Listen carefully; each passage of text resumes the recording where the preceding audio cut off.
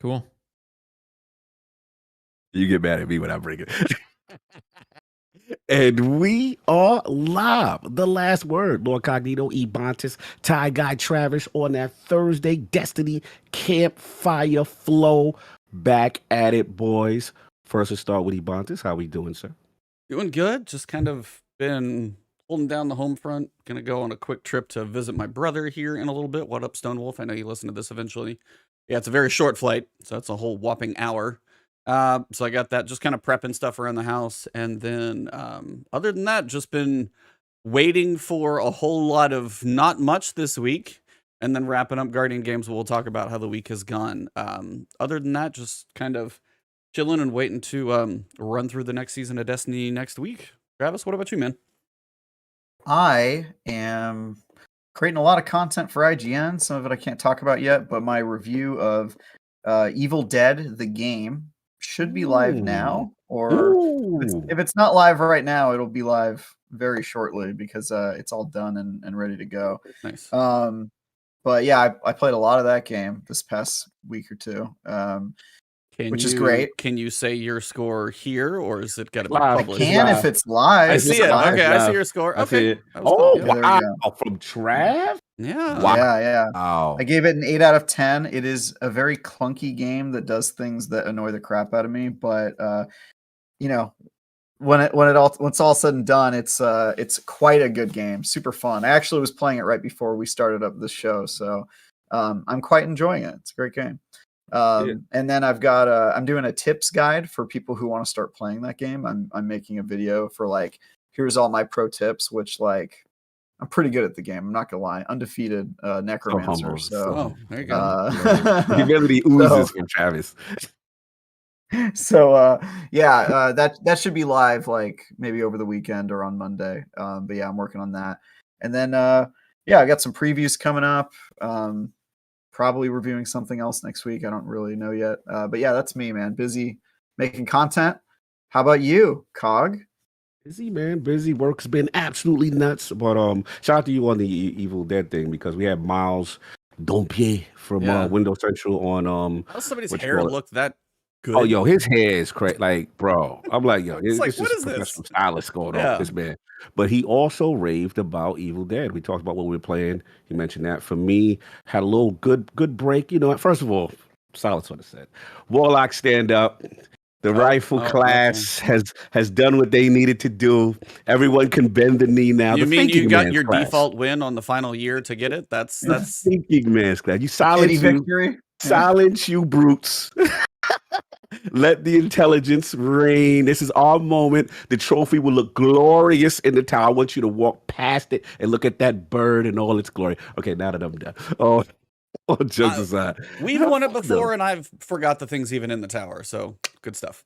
I go for it. I used to be salty having to see that damn lion every time. I'm like, and the bird is all small. Like, no, now we get our moment. So I'm happy. Shout out to Team Warlocks to lock to their thing. But now I wanted to also shout out Trek to Yomi. I got a chance to play that. Take a little break. Absolutely love it. Travis, like I told you before, I loved your review. Combat, we in alignment. Combat, a little. For some reason, I mastered the counter system, which ended up becoming like a dance, and I was getting into it.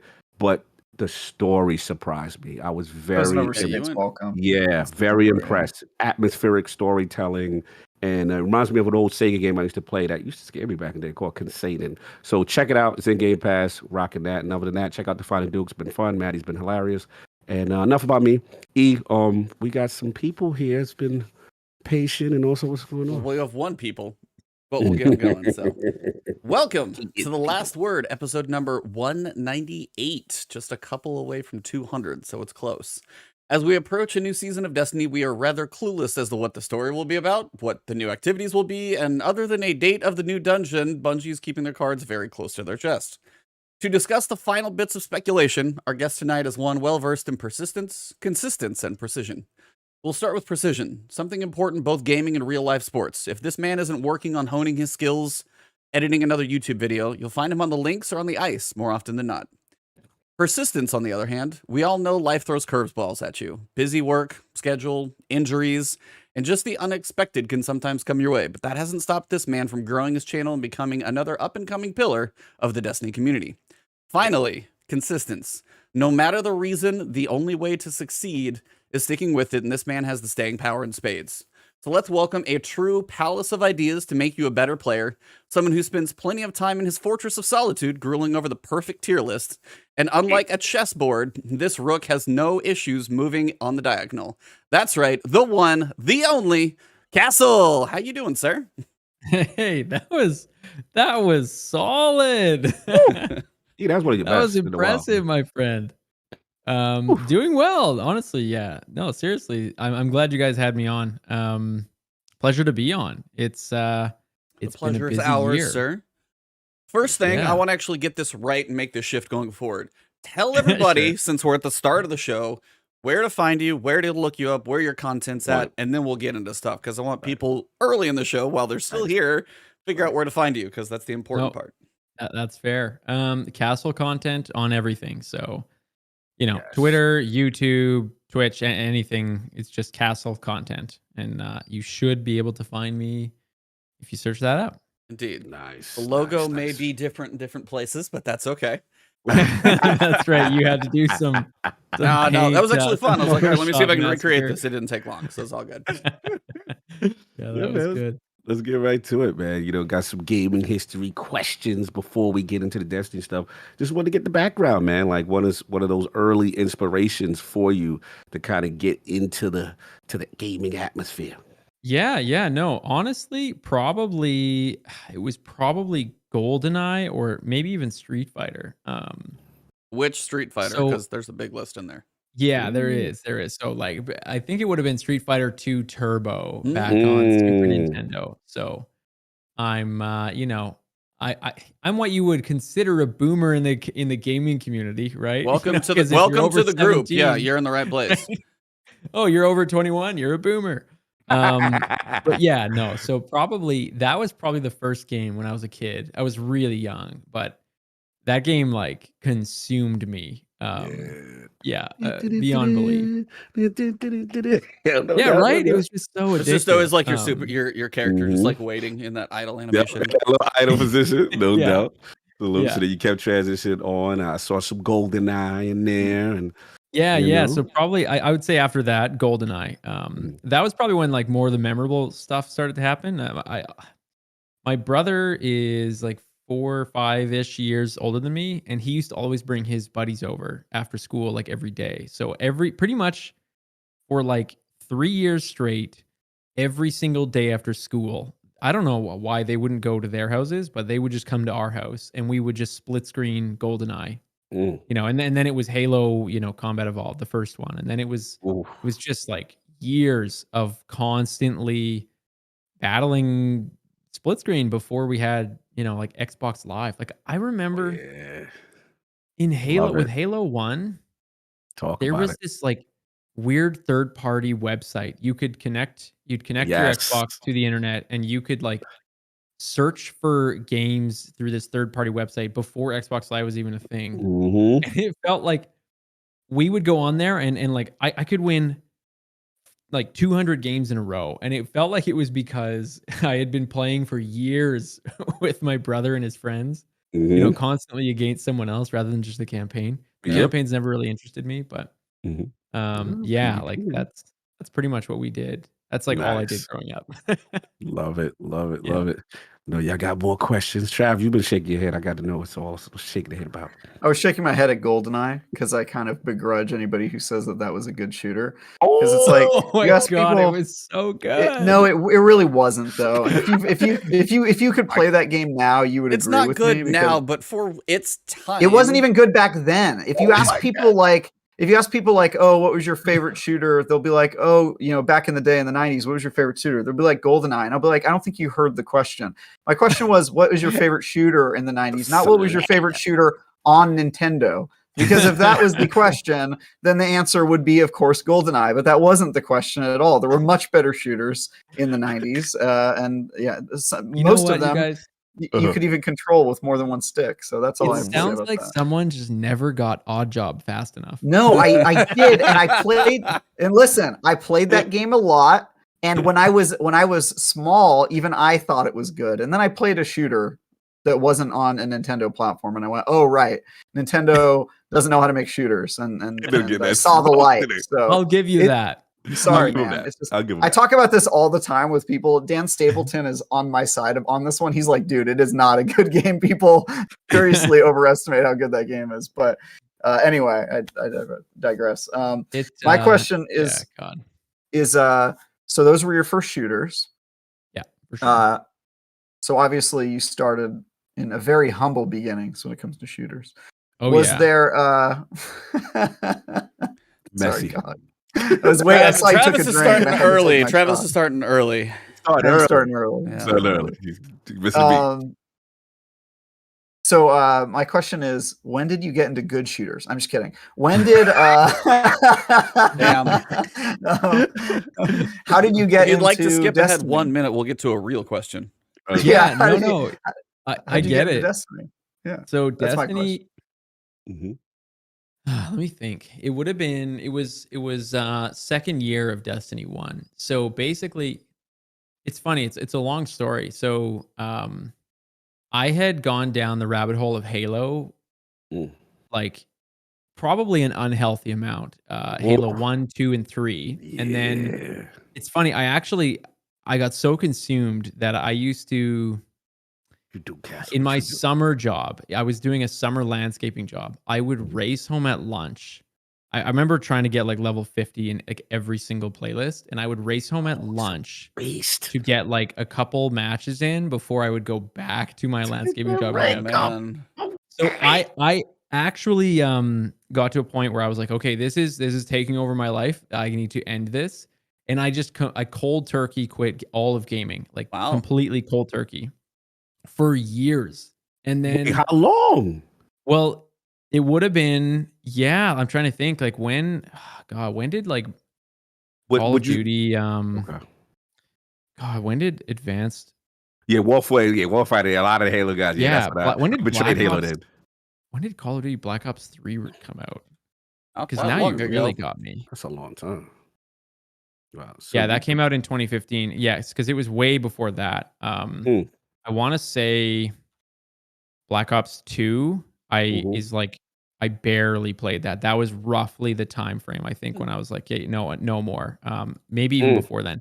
So yeah, it was probably like 2010, Can I ask 2011. a follow-up question to derail this even further? Oh dear God. During those years where you weren't playing games, what filled that hole in your life? Were you like doing coke? Were you Oh, what is that? It was those drug years when you were like 17 with a landscaping summer job. I could totally see all the drugs on the landscaping job. Did you join a band? Was it Ultimate Frisbee? I just want to know what filled that demonetized. Thank you. Yeah. Sorry. I totally wish I could quote that tweet. I forget what it is, right? That one guy who's like, man, I quit gaming and I started doing this. No, I think I just became a workaholic. It was probably from like 2010 to 2014 that I didn't game. So like 4 straight years where I just worked a ton and saved up as much money as I could. And then I just like, you know what? There was one game that I played. All right, let's go. Like a little bit of we call it Chell, but it's just NHL. Like NHL 13, 14. But gotcha. Okay. The reason why I was able to play that, I didn't get addicted. I was like I could play it for an hour and I could go 2 straight weeks without even thinking about it, and then I'd like hop back on and play it again. But and then I honestly, it wasn't like I had a hatred for gaming. I was just like, I just hadn't played it in so long. So I was like, it's all good. And then my roommate, I moved in with a buddy of mine from work actually. And he came home with this game called Destiny. And again, I was not gaming at all at that time. And I'm just watching him. I'm like, oh man, like this is, I didn't even know Destiny was a thing. I hadn't even like heard of it. I was just watching him play, and I was like, this is kind of cool, but I've never really been into like PvE, like campaign stuff, right? So I thought like, yeah, whatever. But then I was watching him do Vault of Glass. That was pretty cool. And then like Crota's End, right? So I was watching him like kind of progressed through the whole first year of Destiny. And then eventually he finally dipped his toe into PvP. So I literally didn't even know there was PvP for like 8 months after the release of Destiny 1. You're like, oh, this is a cool PvE game. That's kind of fun to watch. Oh, you can shoot other people? Now you have my attention. Yeah. And then I remember trying it for like a weekend. And then it was game over. Like he never got his account back. I played on his account for probably a year straight. And then eventually he was like, hey dude, like that's enough. Like you need to make your own account. It's time for you to It's time move for on. you to bite the bullet, buy your own console, and get off of mine. Yeah, pretty much. And then I was hooked. Like I could not stop playing. And then that's also when there was like oh man, I don't really listen to Joe Rogan podcasts anymore. He's kind of taken a turn, but he had a podcast on what was his name? There's a guy, a CS:GO pro. I think his name was C9 nothing. Anyways, he had him on once, and that's when I learned what Twitch was. So it just kind of rabbit holed after I had like learned about PvP, and then played on my roommate's account for a ridiculous amount of time, and then I created my own account, and then I saw this podcast with Joe Rogan and this guy, the CS:GO pro, about Twitch, and I was like, oh wow, you can watch people? Like I didn't even know Twitch was a thing. By the way, you playing on your friend's account, I think that counts as an account recov. So Bungie, ban him, please. Yeah. Do it. Ban him. We snitching? He officially outed himself on the podcast. Yeah, exactly. So yeah, we're gonna need to definitely get that account ban working. That's what's up. Yeah. That's what's up. lot of trials on his account, that's for sure. There you go. Oh, What PvP you makes got, sense. No, so I wanted to ask you. There's a gap in there. So you got hooked, and then there was a change in input method. There was a little bit of a situation that happens. I got to hear this story. Totally. I know very little so as well. So yeah, what's Yeah, the deal? no There's a break. What happened? Yeah, a lot of people don't probably know. Right. So then after the Joe Rogan thing, I was like, well, damn. Like, I used to be so good at Halo 3. I could totally get good at this game, and then I could stream on Twitch. So, I like hummed and hawed over the course of like late 2015, whatever. And then in 2016, I started streaming on Twitch. So pretty early on, I think, relative to a lot of Destiny streamers. Streamed all of 2016. I wasn't big or anything. I probably had around like 50 to 60 viewers per live stream. And then it was like enough for me to, it was just enough for me to constantly, keep coming back and doing it. But then I tore all of the tendons in my left wrist going to my thumb. And then that was like, that was pretty devastating. So like ear to ear? So, it started like right here. Oh God. Anyways, yeah, it started like down here, and it went all the way through, and into like this area here. Okay, is it a safer podcast story of how that happened, or is this no? like It was a secret? hockey. Wow. It was hockey. Okay. Yeah. It was just Wow. a really bad injury in hockey. Well, I don't know if it's like gruesome or I don't know, just making sure. No, you're good. Context. Yeah. So when that happened, I didn't like become depressed, but I got pretty pissed because it felt like I can't use a controller anymore. And like that really opened my eyes. Like, holy crap! I'm trying to like stream full time. Look at how quickly I just can't stream anymore. So then I like tried like IRL streams. That was a struggle. So I actually didn't play for like a really good chunk of 2017. So all of the hype D2 launch going into D2, I was still rehabbing my left wrist. So I actually missed the launch of D2. Like I didn't play at all. And that then was the primary error. You I was like, did you come back for Forsaken? Drew you back in when it got good again? Is that right? So then in 2018, I was like, finally, I was able to like work, because I also work with a mouse and keyboard. So at work, I had like modified duties for a long time too, because I just couldn't use my left hand. And like when you're trying to type with one hand, like you'd rather put your fist through a window. There's nothing more frustrating than trying to type with one hand, and then switch from the mouse to the keyboard. So, anyways, eventually I was able to like use mouse and keyboard pain free. was like, I'm good. I'm all rehabbed. I'm good. And then I tried using a controller again.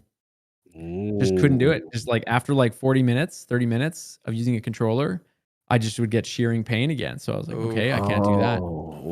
But then I was like, well, I'm on the computer all day at work with zero pain. Maybe it's time to learn. So I was kind of forced to learn mouse and keyboard. So that would have been 2018. And it's funny, it was like similar to the gaming thing. It was a long enough break. I didn't come back to Destiny. I became the boomer of Fortnite. So I actually got like insanely hooked to Fortnite. So much so that I started qualifying for some of those like Fortnite has like a bunch of levels of qualifiers to get into tournaments and whatnot. And early on in 2018, I was starting to qualify for some of those tournaments. So then I basically like flipped the switch and was like, no more, like Destiny's just out of my mind completely. I was like all in on Fortnite. Wow. Yeah, did that that was also when I was like, I want to stream again. But Mixer was blowing up. Right. Kinda. They were kind of faking it. They were faking it.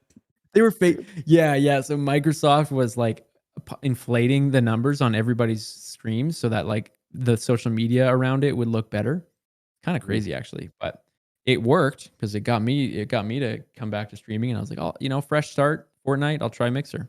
And they had this cool thing where they had like this like algorithm where how like you have front page on Twitch? Yeah. So imagine like front page on Twitch, but it constantly switches between players that are in the top 10 of a battle royale game. So if you were in the top 10 of like Fortnite, it would switch to you, and you'd have thousands of people watching you because it would like pick up that you were in the top 10. And then once you were done, whether you died or you won the game, it would just move on to the next person that was in the top 10, like streaming on Mixer. So it was pretty cool. So I did that, for a long time. But then, I don't know, Fortnite just got like those 13-year-olds, man. They got some dexterity, let me tell you. Yeah, they built Us boomers can't keep up anymore. It's real sad. We can't do it, man. So yeah, I was like really missing Destiny. So then I came back to Destiny, and what season? What give me the you know flow. what it was? I remember the day I came back was the final week of this menagerie glitch where you could get you could open the menagerie chest like Season of Yes, Opulence. sir. We was eating, baby. right.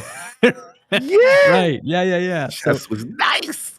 Yeah. Back and You forth could open farming it that like chest, 10 times.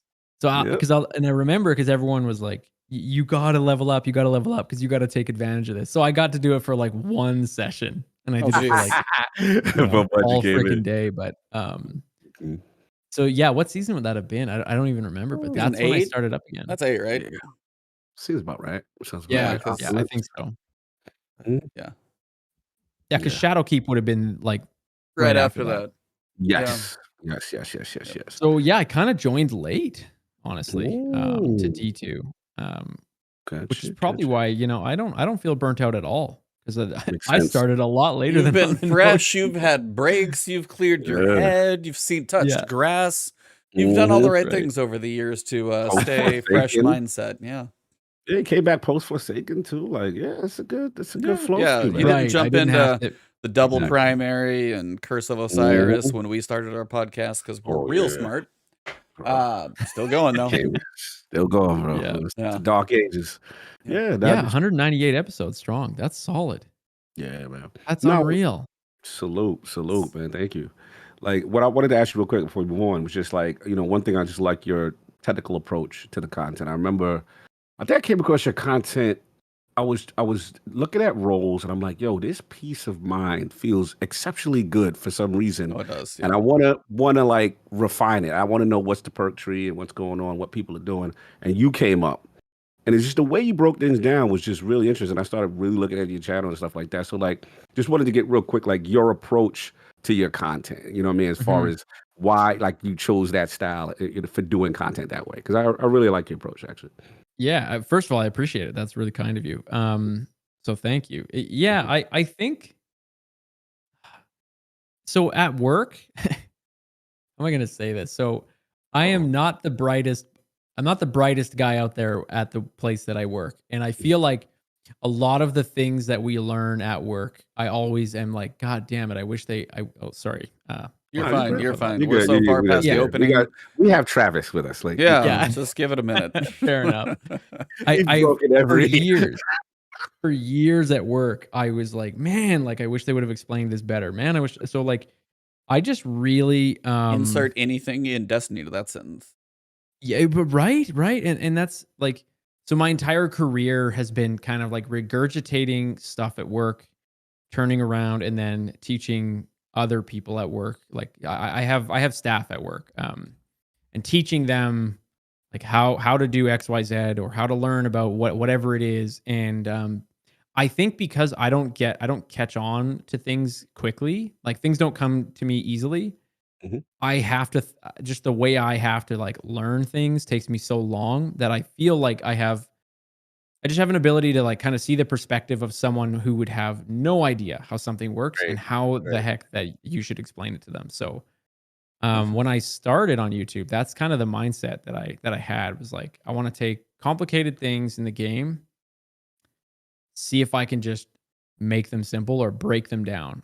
And then it kind of just slowly like turned into like, yeah, like covering a weapon or whatever it was. So that's usually my process is like, hey, let me just think if someone has never used a pulse in this game, okay, I should probably tell them it's a pulse rifle. And then they're probably not even aware of the fact that there's several different kinds of pulse rifles. So let's start there. And then, you know, and that's usually how I approach every video topic. Nice.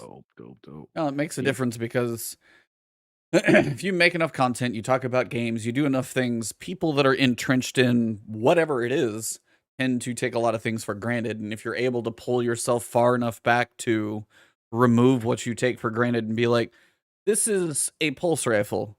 Like, how basic can it get? And there's some things that just go over. And if you can get the basics to someone as you do, it's very important and it's not an easy thing for everybody to do well. You can overdo it, you can underdo it, but if you do it just right, it's a talent. So it's impressive what you do.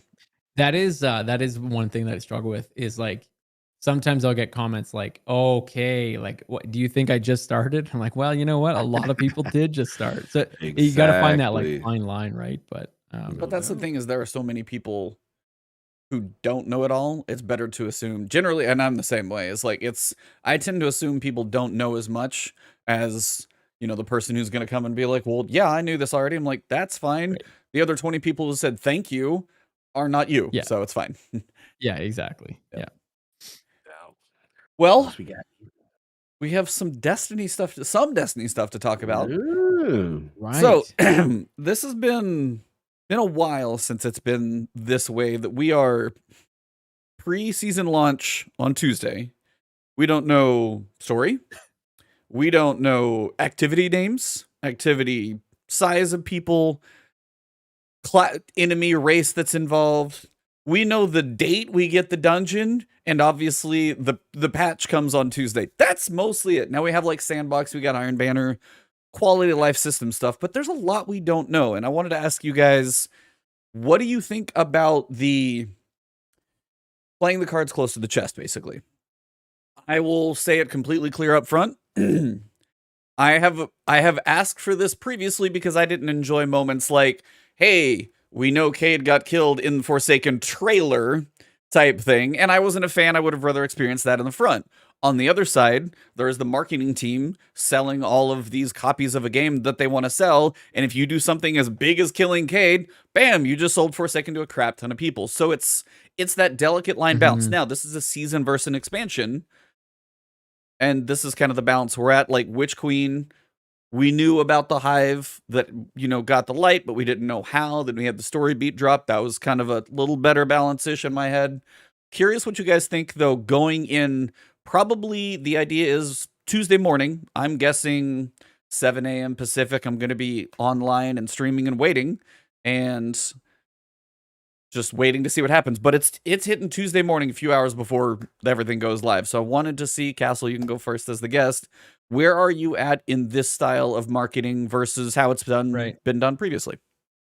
Yeah, you know, So I totally understand from a business perspective.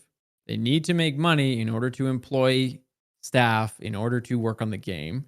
But so from what, like how you said, Killing Cade, that sells a lot more copies, that makes more money. That's better for their resourcing as a company. But I kind of prefer when we don't know. Like, I usually just like firing it up and learning what's out there. But that isn't to say I don't like roadmaps. So I feel like every season or expansion should be somewhat blind, but then followed up with a little bit of a roadmap. Like, didn't they do one for Yeah, they did when one for Witch this Queen season. launched? I don't remember the last one. Right, for this Yeah, it was season. like, It was kind of like March right? 13th. Like, so about 3 or 4 weeks later, we got a bit of a, this is what's going to happen on these weeks-ish. Yeah, so I feel like, let people just kind of dive in for the first 2 weeks and play the game. And then, maybe in the second week, right? The second TWAB after the release or something like that. So that could be like 3 weeks, whatever. But then give a bit of a roadmap. Like, okay, you've probably played through most of the content. Here's a roadmap showing you the major pieces. But like, you don't even have to include everything on the roadmap. Like, a lot of people like to get surprised by things. I don't know. Twitter always seems so happy when there's this like totally new thing that hits the game. And I mean, provided it's good, people love it. Of course, if it's not good, everyone just immediately brings out their pitchforks. But yeah, I don't know. That's kind of my take on it. My co-hosts, where we at? Cog, I gotta see, is corporate hat Cog coming out, or is corporate hat off right now? Where we at? Very surprising. Very surprising. Didn't see this coming because I thought for sure we'd have it this week. I pretty much guarantee it. And I don't think I was in a party with DJ or somebody from the clan, and we were just talking. And I'm like, yeah, get ready, man. It's tomorrow, reset. It's gonna come. He's gonna get the chair. He's gonna know what it is. And for me, it's always about the story beat. The story beat and the theme always gets me excited. And in this case, I'm particularly excited about this season because with the dungeon and potential Solar 3.0, Arc 3.0, that combo in my mind makes it a meaty season. I'm already excited. So now it's okay, who's the player? Who's the major story focus? And then I can wrap my head around where the future story is the overall arcing long story is gonna go. So I'm like, damn it, ain't. And then I'm seeing them like really holding this thing to Vesk, like close.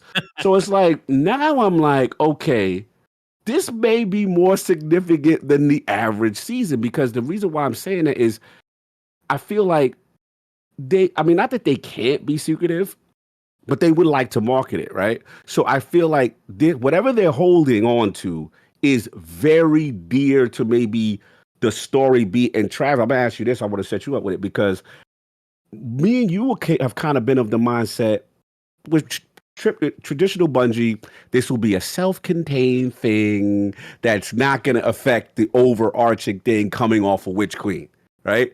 But I'm like, why are you so secretive? If you're this secretive, it's almost like, right, are we going to transition from Rogue Witness stuff more? Like, why are you holding on to this? So, Trav, I'm going to give it to you because I am really shocked by this. I did not see this coming. I thought we'd have it by now. Yeah. I'm sort of in between. Like, I kind of don't care.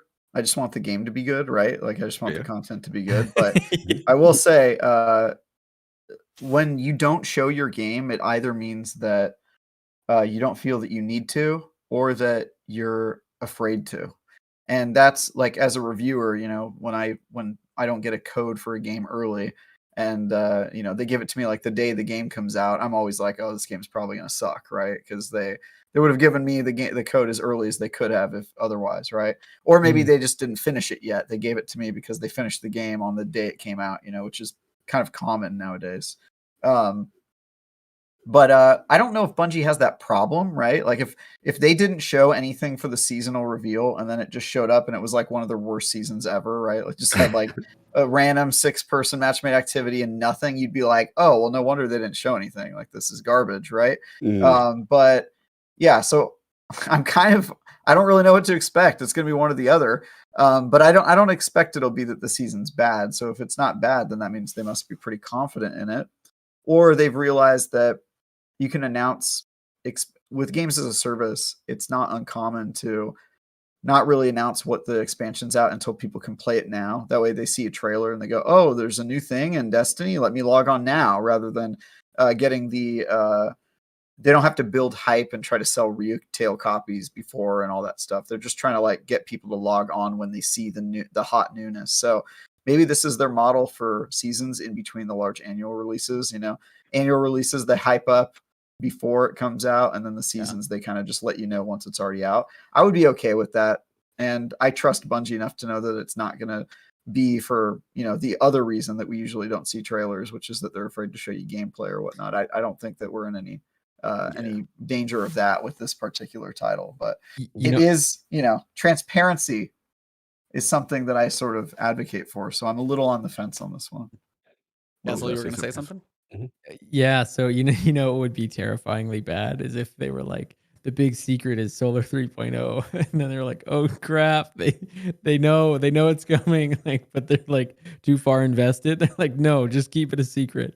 Yeah, it is what it is. Mean, the idea that's is like, it. Hey, you guys are right. It's the Solar 3.0. Like, oh no. I was like, what if the big secret was that they couldn't get Solar 3.0 out in time, and it's like not in the season? That would hurt. That would definitely. See, that's the problem with not showing your trailer. That's the Starfield tiles delay. No, I'm just kidding. Right. Yeah, no, I had to do that to you. Well, the thing is, Starfield also didn't show anything, right? That's why that delay doesn't bother me. It's more like when you see the product and it either isn't what you were expecting, or they you risk the anticipation of what your product is going to be spiraling out of control when you do that method. So people might have their expectations too high. Right? Like COG is now like, oh, if they're not showing anything, it must be this hugely consequential season. And if it's not, then we're going to be like, oh, damn, maybe they should have just shown us something. That way we didn't run away with expectations. They were yelling Bungie from the rooftops. See, that's the thing. And that's kind of what it's been interesting. But that was before Witch Queen came out. I think they've been doing it again recently. They've been doing it again. I've seen some of those coming again. Yeah. So they're popping off again on Twitter. Like, they are so hype. Yeah. Those are individuals, though. They might be looking at Destiny in 2024. I have no idea. I mean, you never know what they're in reference to, but that's the narrative team.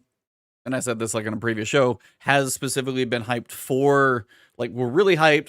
I was hired for this thing. Finally, whatever I wrote is coming out this season, and they're hyped for it. And that for the narrative team, especially when we heard issues about narrative and story and lore and Myland games and the stuff you went through previously, now seeing the narrative team be like, just in COG's words, outside talking about it, it's exciting because we got a really cool, tight story in Season of the Risen. Way better than Season of the Undying. So, I mean, we've made leaps and bounds from where we were for these seasons before. And this was the season that launched with one of, like, literally the best Destiny expansion. Also got a damn good, tight season to go with it. Was it the best season? That's debatable because, it was cool, but it was a little shorter. Some good guns, different activity. But it was a decent season paired with a great expansion. And then the key is the season that follows the expansion needs to keep that train going. And we've already seen the story beats going. We had the seasons last year go through and hit with Chosen and Splicer and then Lost, being like, okay, we got that narrative. We got the big hit with Witch Queen. What are they going to do to lead into Lightfall, which feels like this near cataclysmic moment outside of Final Shape, which was, feels like we're going to fight the Witness. What is that in between moment and what builds to that? And if they're actually in some coherent narrative to that, I want to see what that is. But the narrative team being excited is really cool. But as you guys have said, if something isn't quite right, like they're building up the hype, and then just like the tea kettle just like fizzles out in the end, there's no like big whistle. It's just like, boo, like, and it doesn't quite hit. Like Solar 3.0, it's like, it's fine. The guns we log in, and then there's nothing to be excited about. They could learn a tough lesson as well. And that's one of those moments where we just have to see. It is, I can't think of, I know this isn't the only time they've done this, but it is for the seasons, like the day of trailer. Does make some sense, as Travis said, for the live game. Like, you see the trailer, log in today and get this thing. That actually makes sense. I hadn't actually thought of that because this is the reminding people who got the expansion, the deluxe edition to say, hey, just in case you forgot or you put it down, you've been playing something else, bam, we got new stuff for you. You already have the deluxe edition. Now it's time to come back in and see what's next. And that's just going to be a live update that morning. So I'm excited to see what's coming. I need to step out just for a quick minute. You're good. Yeah, do your thing, brother. You good. Yeah, man, I'm excited. I'm definitely excited for that. Let's see how they handle this thing, man. It's just unique territory, you know? Yeah. So I like it. Mm-hmm. Yeah, it's just going to be an early morning on Tuesday and then a long day. And then we also know the week is going to be a pretty presumably a long day. Depends on what we get. Seasonal activity. What if the season is just one cutscene? No new activities. You know, I can probably bet that it's not that. Yeah. What if they didn't show you a trailer because the trailer would have given away all of the content? All the content. 2 minutes is all that for us.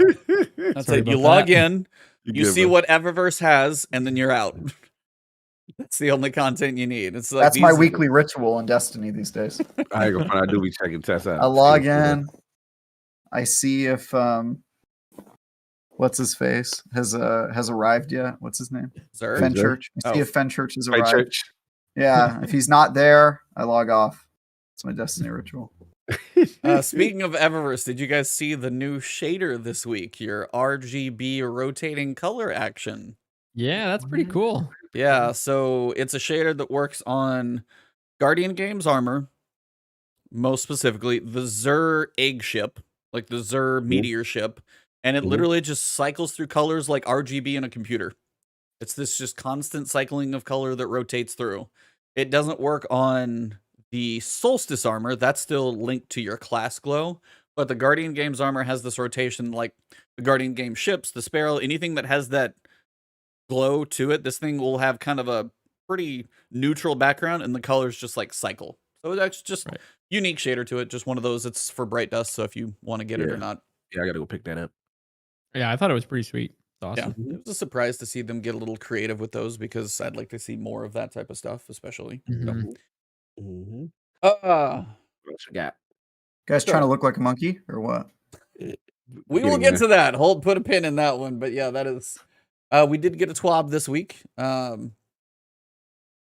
talked about this in my video, and I'm gonna say it again here.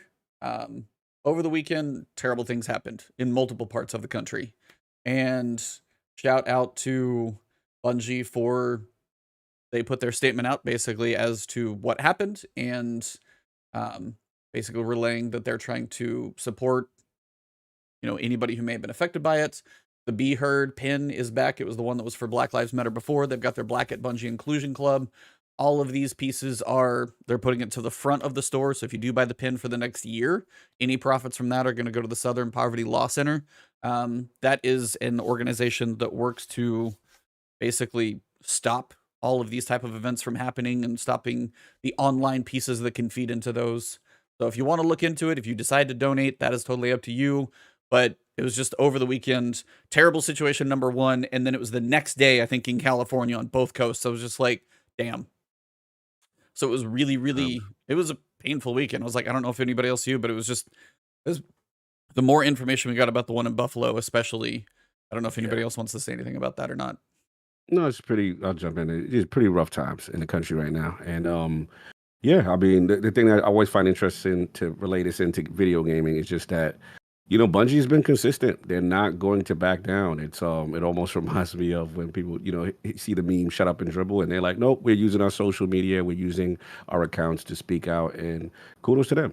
They choose not to be run. I think something else I saw, which was very interesting, that someone was like, I wonder if Bungie is going to change its position now due to the ownership at Sony.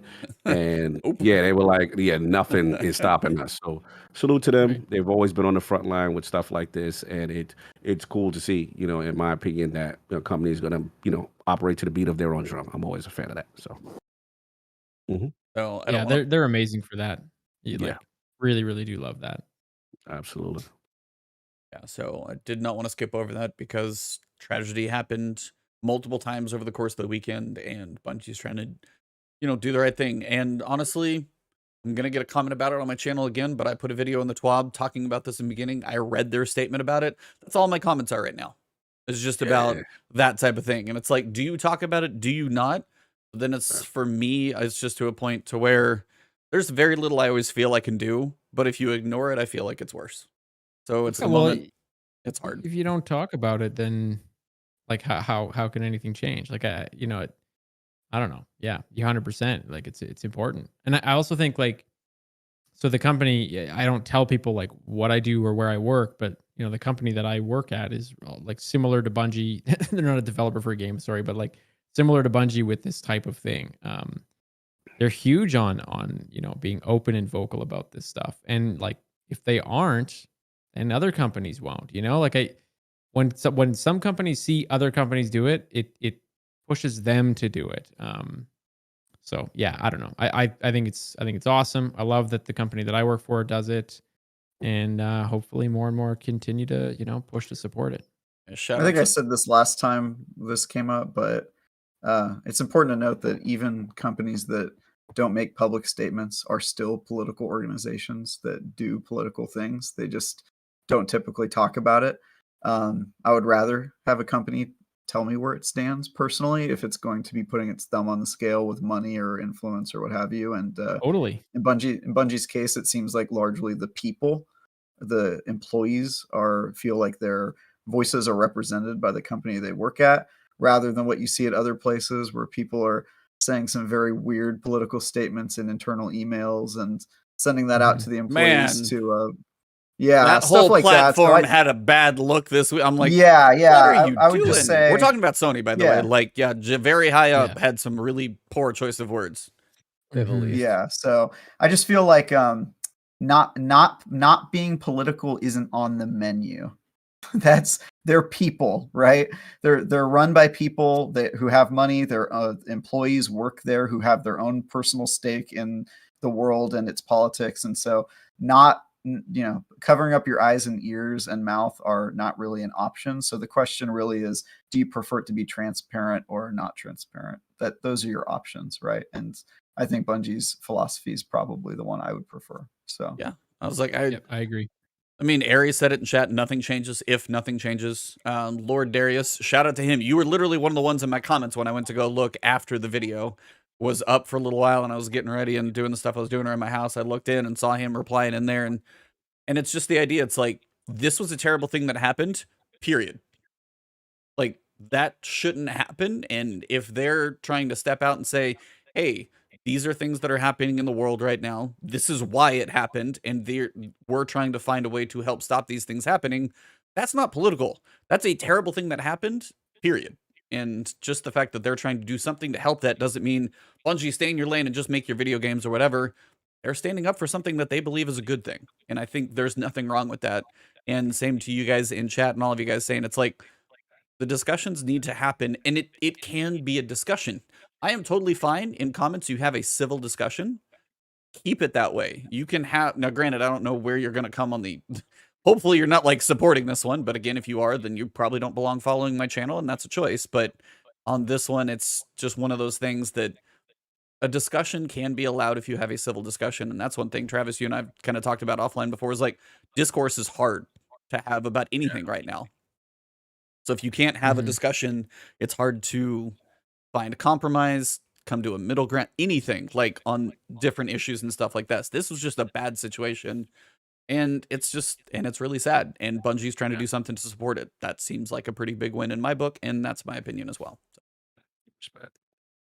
Anyway, got to get the somber stuff out of the way, but it's got to be done. Now, shout out to the Warlocks. Looks like you got that W. I mean, how much support from Bungie, I mean, I don't know how much it was rigged. I don't know how much it was rigged. I know y'all processing. I know my Titan brothers are processing right now. This is tough for you guys. And I understand, you're used to running it full head first into things and getting your way. But this time you bet it against the brick wall. That is the Warlocks. And shout out to the Warlocks that did the right thing. That now we're back to the natural order of things. And it feels good. Oh, just for Travis's face right there, that was worth it. Yeah, exactly. Yeah, Travis's face was worth the price of admission. But look, man, it was great. It was good to see, and I just can't wait to see when do we get the prize? When does it go down? Yeah, I want the full celebration. I want the pomp and circumstance. I want flowers, rose petals, trumpets blaring. I want warlocks all across the world. Put their hands up. It's our day. It's our day, guys. Yeah. Okay, what did you guys think? Just straight up, blunt. Like, what do you guys think of Guardian games? Oh, How they do it? I'll tell Hate you. Strat. it, ideas was on like, what they I'll- could do differently. Well, it's like we actually covered a decent amount of this last time. I asked Oh, these sorry. two No. That's what I was gonna turn around and ask you that because we had some of ours. I asked these two last time how much they had been playing Guardian games. Basically none. I've Let me been doing guess, 0. Yeah. So you contributed to your own downfall. Yeah, I know. Shout out to the Warlocks. Yeah. I'm just joking. Okay, I'm sorry. from the guy who didn't contribute to his free W either. I was playing. I was I playing. love how you're like, oh look what I did nothing for. I Look. contributed. What's that, Right. Beeb? I did my part. Yeah. I put one medallion in. Exactly. No, but No, yeah, somebody joked before in my chat, and I think was just saying it's like, okay, so now everybody's got one. So next year it's some kind of tiebreaker when they refresh it. Like that could be a thing. It sounds like when we're getting to events like Solstice of Heroes or Solstice now is gonna have a little bit of a tweak. And maybe when Guardian Games comes around, maybe we will. And again, we talked about ideas before, Castle. I don't know what you've got. The idea of Guardian Games and it's a class battle, 3v3v3 or something like that for PvP or 4v4v4 for PvP, like 3 points, 3 teams, who's going to come out and whatever victories, like part of it could be Crucible, not just, grinding monotonous strikes for points and cheesing points and all that stuff. So what do you think about the event and what would you change? We've hashed our ideas out a little bit. No, 100%. Like, put warlocks against titans, Preach. and then titans against hunters, and then hunters against warlocks. Like, you could do, like maybe a rumble where it's like you get put into a rumble against, one of the other 2 classes, or there's like 2 hunters, 2 titans, and two warlocks, and then it adds the points from that match. Like, okay, that maybe the Titan top fragged, but the other Titan bottom fragged. And then, so it's like, okay, you did be kind of okay because you add the top score and the bottom score, and that's sort of whatever. But the 2 warlocks, they were in the middle. Like, I'm with you. I just feel like there's so many ways that they could just make it, or maybe it's impossible from like a developing standpoint. Like, I'm not a game developer, right? I got a thought. Not to interrupt you, Casper, and Trav, help me here, because Forza Horizon 5, when you join like a convoy and there's like team racing, and like they actually have at the end of the races, like if me and Trav are on one team, and like there's like point scoring that is compiled for the team based on positioning as well. I know, like I said, we're not a developer. I don't act like it's so easy to do, but I'm with you. They gotta do something, man, to make it truly the spirit of the game. But continue. I had interrupted you. No, you're good. Like, the only cool thing about the event is loading into the tower and seeing the flag. It ends there. Like, I have zero interest in clicking on those playlists.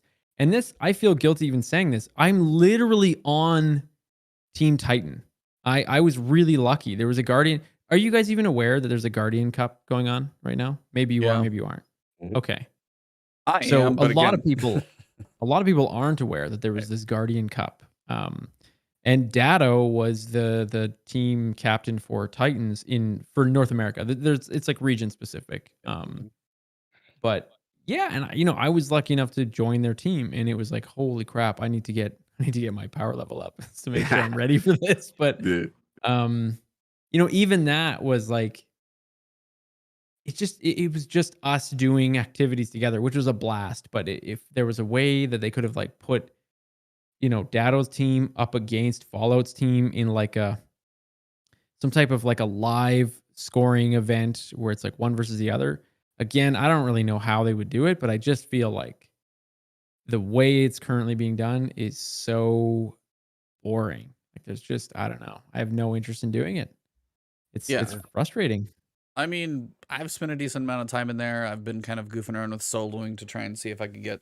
I got top 10% soloing the strike playlist, but I already have my issues with that.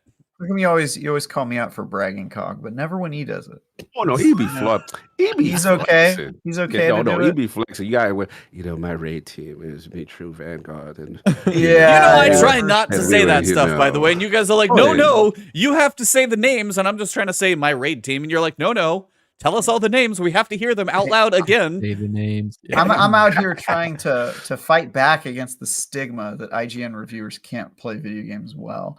And I'm out here, trying to get a flex every now and again, just to fight back against that stigma. So I don't know. I feel like it's fair game to call you out, you streamer elitist. Wow. That's amazing. Jesus. Anywho, no, my issues with strike scoring are the way they set it up. They did fix the, killing yourself over and over and over and then rezzing people. Like that was something that was exploited. But the idea that time is not incentivized. Like if you're fast, there's no bonus for being fast and still killing everything. There's no benefit for that. Right now, they changed the strike from Vial of, I don't even remember the name of the strike. What's the whole name of the strike? Vial of, birthplace of the Vial. Got it. Okay. Because there's a point where you can just spawn enemies until your time's up, take that score, go beat the boss, and that's how you get your time. And you can farm that one for a bunch. The idea is there's no benefit for time. Fast, which again, if you can kill everything, survive, and actually be faster, you should get some benefit to that. The whole dance before you do a finisher for so many, the emote before you finish anything, gotta go. I don't like the idea of like, hey, let me play tactical, but let me dance in the middle of a strike before I go a finisher. Like, I understand like Lucent Finisher. The Lucent Finisher piece is a good thing because that actually helps you get ammo, and like finishing the champions is not a bad thing, but that shouldn't be like worth 10,000 points, and if I kill a guy, it's worth 2. And no, new rad, I don't know on that one. So anyway, I can have my own opinions, but hey, I could agree with somebody. That's fine. Shout out to Necromancer Zeal, who's getting the Guardian Games mug. That's a thing that might happen. And then shout out real quick to Rel. He was saying Solar Arc. What do we want? We'll get to that. Thank you for the super chat. Where I want my chalice. So if you light enough of the platinum torches at the end of it, you just have to do 2 of them. But if you light enough platinum torches, you should be able to get the mug. That's the earliest thing you can get. Okay. The mug is like very ridiculous and over the top, but kind of in a way that makes me kind of want it. But yeah, it's like the idea of strike scoring is here you need to emote and then finish a champion. But if you finish a champion, it's 10,000 points. If you shoot a champion, it's like not nearly as much. And if that's the efficient way to, it's just a weird setup because they don't, I understand like chaining things or using your abilities, totally fine, but not everything feels balanced in strike scoring. I would like to see strike scoring be used in another way. I'm not saying like strike scoring fixes the boring Vanguard playlist because you still go in there, mow over everything, you're done for whenever you do play it, but find a way to use strike scoring in another way. And if it comes around once a year, it needs some tweaks. So for me, Guardian Games it's fine, but strike scoring needs a little bit more, or I would say a lot more love before it's in a good place. And it'd be cool to see it in a game. Could you imagine just like Nightfall leaderboards just for entertainment value? And if they could actually get it to a point where it's not cheesed, which I know is hard because we're going to exploit everything we always do. But if they could ever get to a point where like, the Nightfall this week, you have a leaderboard and you're in the top, then maybe you get something. I don't know, but that's something they could do. And right now, be so huge. Yeah, right now it's just going to be here for the event and leave, and then we have no idea if it's going to come back anytime. So that's my leaderboards. Thoughts. What do you think? Like people who play Call of Duty, there's tons of games, but like, it's like friends that play Call of Duty. Half the time they're playing so that they can pass their buddy on the friends list filtered leaderboard within the game. It's like leaderboards get so much. Imagine if Guardian Games had like not like what am I trying to think? I think of like all-star games or all-star matches in sports. So like with hockey, it's like you've got like your fastest skater, you've got your your most accurate shooter, your hardest slap shot, so on and so forth. What if they had like the fastest person or team to beat X strike or Y activity, and it was in game, and it was like Warlocks are currently leading the way with this time completion. And I just feel like so many Titans, and it's like the only way to actually like register or like go into it is like 3 Titans. It's like, Right, you right. want to You have to have an all unified. Yeah, okay. you want to take the top score, you got to get 2 other buddies who are also on Titan, and then you got to go into the strike as 3 Titans and try and beat this. And because I felt like in week 1 of the Guardian Cup,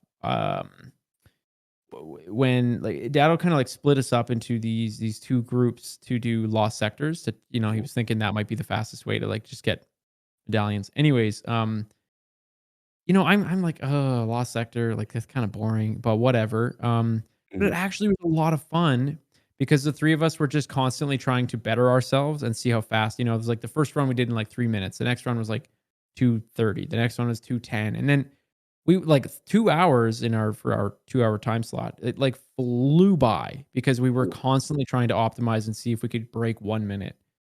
And I just feel like people need something like that to chase. And then I don't know how you do the scoring, but like somehow like whatever team wins this thing, the fastest skater, which could be emulated as like the fastest completion of this strike, gets points for the Warlocks or something like that. But I don't know. No, definitely needs a rework to make it actually competitive between the classes. It's just the nitty gritty, and hopefully they take the feedback because it's just been rinse and repeat this thing, and it's not really competing again. It's like Travis said it best last week. What was it? It's like this. He said it's almost like he said it was a passive aggressive competition. Yeah, dunking medallions, like give me a break. It's like you're Mhm. killing Fallen at the other team. You're like going like, see what I'm doing here? Right? Yeah, This is for you. I'm Like, doing what a this weird- at you. Yeah, what Yeah. a weird thing. Absolutely. Yep. Which is kind of how the Olympics works, actually. Now that I think about it, In there's a not a way, lot yeah. of you're doing like the Weirdly passive-aggressive. the Stick high landing. jump. You're kind of But yeah, it's the point where it's like, okay, I see what they're trying to do, but the idea of what Guardian games could be so much more. It just depends on, I don't know how much resources they have and what it would take, but it's an event that has so much potential in all of our eyes. It's just if it can get there. Yeah, It's funny that they don't have a leaderboard in PvE, and they don't have a competitive anything in this game. nothing. And so it's sort of like they're just not really, like, maybe they're afraid of doing the competitive part. I would love it if you guys got leaderboards in PvE, and then we're constantly talking about how they'll never make it so that you can't cheese those leaderboards, and therefore, it's an imperfect system. And then we'll be like, this is how PvP people feel about the balancing the meta. It's like, oh, well, they'll never get to a balanced meta. It's like, okay, but that doesn't mean it's not worth trying. They'll never get to a fully non-cheesed PvE meta. All right, well, then I guess we should just cancel Destiny because it'll never be perfect. Such a stupid argument. Anyway. Yeah, last thing is, though, yeah. 1550 match made everywhere. Just do it. Like the legend stuff should have matchmaking on it. This is proof. Put it in there. If you want to be optimal, you take friends with you, or you do it solo and go crazy like some people do. If you want to get through it, you can still get the prisms. You can still get chances at Nightfall weapons, even if they're low. Legend matchmaking, turn it on. Nightfalls, don't care what. Like same thing for Legend Psyops. That should have matchmaking. That still bugs the hell out of me. So hopefully that sticks, and maybe this was a trial. Cross our fingers. We'll see. But I'm with you. Last point. I just want to say, I love Castle's idea of with the forced Warlock teams, Titan teams, and I could just see a scenario like PvP. Could you imagine doing threes and it's like all Titans versus all Warlocks, and like that's cool. You know what I'm saying? Like I just want them to really dive into it. That's all. Yeah. well, It's gotta be possible. Yeah, it does feel like it is. It's just if they can and are willing to put the resources to it. Again, we don't know what the priorities in the studio are. Probably hard to know that, and we never will. But it does seem like events are going to get a bit of an update. So we've got the fact that events are going to get an event card. That's basically going to be kind of like, it feels kind of like in Destiny 1 when we got those little books for things. The books. That's Yeah, exactly what I thought about. Yeah, the little books. And it seems like where you have seasonal challenges above your quest log, there's probably going to be this little like mini book up there. Click on it, open it up. It's like a little event card challenge thing that you're going to go through and knock out all the list of objectives the same way you do seasonal challenges. I like that. Also, one of the biggest things, it's not time gated. I like that as well. The seasonal challenge or the event card, they say all of the challenges are available from the get-go. You will be able to do it anytime you want to. I like the fact that they don't time gate these things, because even right now, what if you were going for the 10%, but you had a vacation on the 3rd week? Guess you aren't going to get that 3rd one. So those aren't going to be time gated, which feels like a good thing. Solstice is just going to be that. There is no of heroes anymore. They're going to do a little bit of a twist with the European aerial zone, so we are going back in there. But they said there's going to be something called Bonfire Bash. They say where Guardians will be building and stoking what can only be described as a paracausal bonfires, while the enemies of Summer Fun, including Taken, Cabal, Hive, and Fallen, will be attempting to crash the party and extinguish the fires. This is their way to build lore around Horde mode, because in your mission to guard the flames wave after wave of incoming enemies, we made it easier to transverse the EAZ as well, so they've added some like good traversal stuff. But basically, kind of sounds like EAZ is going to get a Horde mode-ish. Does this sound exciting to you guys? Yeah, I mean, I'm thinking about mine elsewhere. I just think that, to me, this is like, I would be shocked if it's not Solar 3.0. Bonfires. Oh, I know. Yeah. Solstice, like it is literally set up for you to give us Solar 3.0, Bungie. Like, this is hilarious to me. If it's not, I'll be shocked right now. That's all I had to say. To continue. No, yeah. It's like, I think Solar's.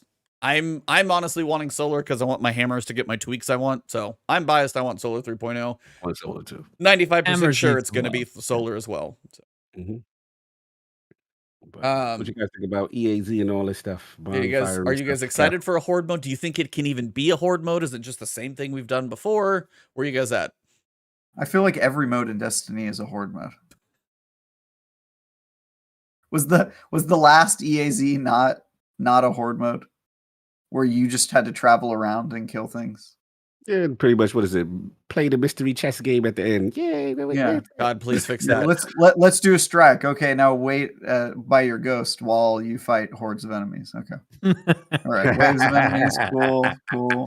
Raid. All right, it's in the second phase of the raid. The horde of enemies comes at you. Cool. Nice horde mode. Yeah, I don't know. I mean, I'll wait and see, but I have so little faith in the seasonal events right now. Like, none of them have really pulled me in for a couple of years now. So we'll see. Castle, are you tuning in for the seasonal events, or are you tuning out for the seasonal events? I'm wish I could say yes. I don't usually pay too much attention. Being in this Guardian Cup kind of forced me to learn about Guardian games, and obviously I've known about it for since it's been a thing, but this was the first time that I was like actually learning how it works and interested in how it works. And yeah, I don't know, not many of them pull me in, unfortunately. I'm one of those people on Twitter who wishes their time and resources went towards making more Crucible maps instead of... How dare you, Castle? You get one. You do get one coming up. Confirmed. It's a Rift map. Wait, Castle. The nerve of you to want them to improve this other aspect of the game that's neglected? What's wrong with you? Don't you know this is the PvE 80% game? You're in good company, though, because we all would like some of that. Yeah. I don't know. Some of them have been good, but I don't usually get super drawn in by them. Largely because, like, not all of them, but so often they're just so heavy on the PvE side, and I'm just like, just let me acquire and complete and do and contribute via PvP, please. I feel like Crimson Doubles. Remember we had Crimson Double? I feel like that. Remember when we had any seasonal events that were PvP? I feel like tomorrow they could announce a new seasonal event called like head-to-head deathmatch, and it would be like a PvE mode where you go around collecting motes of light or something. Like, it's just crazy to me. Yeah. The doubles though, the Valentine's Day double stuff. Yeah, I was gonna say some analytics with that event must have like ruined whatever they hoped to be like. Hey, we're gonna get PvP engagement, and like they lost 95% of their player base on the seasonal event. And we're like, oh, this is because something had. That's my only thing I can come up with, because as you said, Castle, so much PvE on like next to everything, and you're like, there can't be like a, and the same thing we talk about in Guardian games. There can't be a PvP anything for this, like nothing. For 3 years we've had this, and there's no PvP pieces at all. Shout out real quick to Charles Phelps for the $5 super chat, by the way. Shouldn't it be called Guardian Game? Yeah, If exactly. there's only one game that you're really competing against, it's just strikes. It's not really games, right? I think there have to be multiple games to call it Guardian Games. Just make a PvP game. See, Black Ronin tuning out PvP to adapt. That's what happens. Because this is what my theory is. From D1, if you remember, Bungie was more adventurous with kind of infusing PvP activities into quests People and things hate you had being to do. forced into PvP And when stuff. Yeah, I remember when you got thrown in D1 and you had to go in and you had to get people the void hate kill. that so much. People and that's what it is. And it's Dude, like the void kills. yeah. Now, granted, they may have been a bit aggressive or very specific with certain things, but I have to admit, like, some of those things actually made me better and then play PvP and then end up liking PvP because prior to that, I was in that PvE mindset. I don't want to do it, whatever. And I think for whatever reason, we know they're very analytical driven. They're very data driven. They must have said, no, we can't. We see the Crimson Days numbers and we can't do a PvP only event. Oh, God, we can't. You know what I'm saying? And I think they've just been gun shy ever since. And I also think I'm very curious about SRL as well, because it's a competitive mode. Like, did they see engagement go down? I thought the mode was cool. I as loved hell. SRL, man. I did that more. I was like hell bent to be first in like every race was in. I was like trying to be like, oh, I got a better time here. I was trying to get like top. Oh yeah, I was actually quite competitive in that. I really tried, and I miss it. It was fun. It was fun. Another flex going uncalled out. Which one? I can say I tried in a mode. My God, like did this you? guy. He was amazing in SRL, and I don't hear a word from Cog about it. I just you say like he was best in this. disparity. All right, here. over It's just- here in the SRL playlist, we're gonna go ahead and push. Yeah. That's so funny. I'm just happy you even played it. I was shocked he's played that, to be honest. I was more mesmerized by his participation. I was happy to do I can't that. mention being a tryhard, but you can talk about I know when he flexes. That was more. I was taken back, but I'll do better. I was taken back. His flexes. Yeah. See, I gotta catch Cog off guard every so often. That way he doesn't get on me. So correct. He did a good job there. I do think, like it's got to be analytics driven. Like you said, maybe the doubles weekend was just like so abysmal. But then like how do you guys think it would be really bad if they just came out and told us that? They were like, "Hey, by the way, we tried this thing and like none of you played. So that's why we're reluctant to try it again." That's probably what it was. Yeah. Yeah, but the thing is, to Travis's point, is at the bare minimum, it should be optional, right? There should be for the people who do not want to do strikes. It's like, look, I want to live in PvP. Yeah. Let me achieve my goal my way. And they've been getting better over the last couple of seasons, even with quests and bounties, where they'll give you this or this, right? Yeah. You've got to do better with the PvP community, because they're like, I remember seeing so many posts, just like guys we've had on Ill Physics. We've had many people on at some point that were PvP mains and like, look, y'all don't care about us. Let's just be real. Like you saying, for you know sure. what I mean?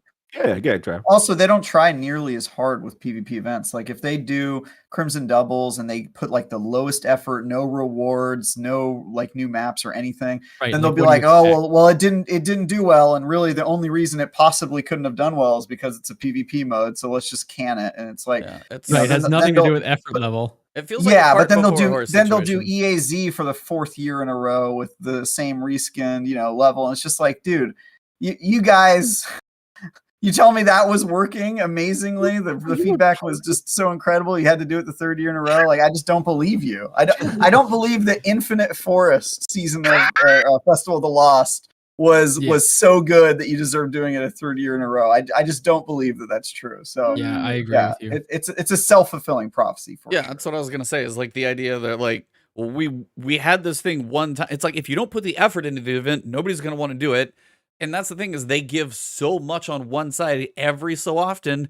Make the PvP people happy. You got to balance it. And I think finally, either teams move around or shifted or priorities or whatever. We're finally got, the big Joggoth drop. We've got like Rift is finally coming. We are getting one map. Like the train is barely leaving the station. Barely. We are. And give us a crumb and a biscuit. I told you, the trum started to leave the station. It's got a long ways to go, but it was like blows my mind. It's barely started, but it's like I think the train is headed on a railroad track with all the PvP players that are tied down to the railroad tracks. That's what I think. Yeah. I think that's where that train is going. Yeah.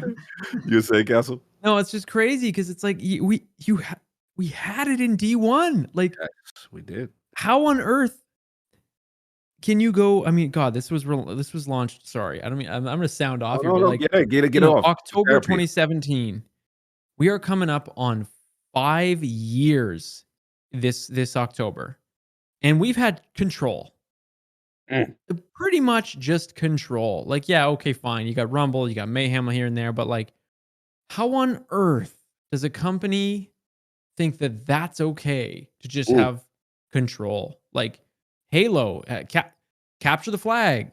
Like there are oddball. Like maybe the company that made that too. That's true. It's all exotics mode. A gun game with exotics. Are you kidding me? That writes itself.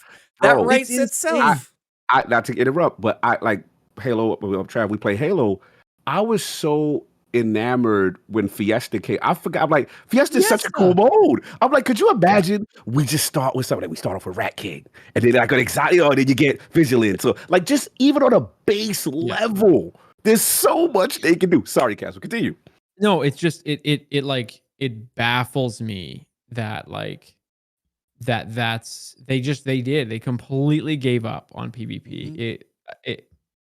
I don't know. I just think PvP, if they had like all these things like Oddball, Capture the Flag, Fiesta, all of these different game modes. Oh my God, the gunplay. I feel like that wouldn't even be hard to add either. Man.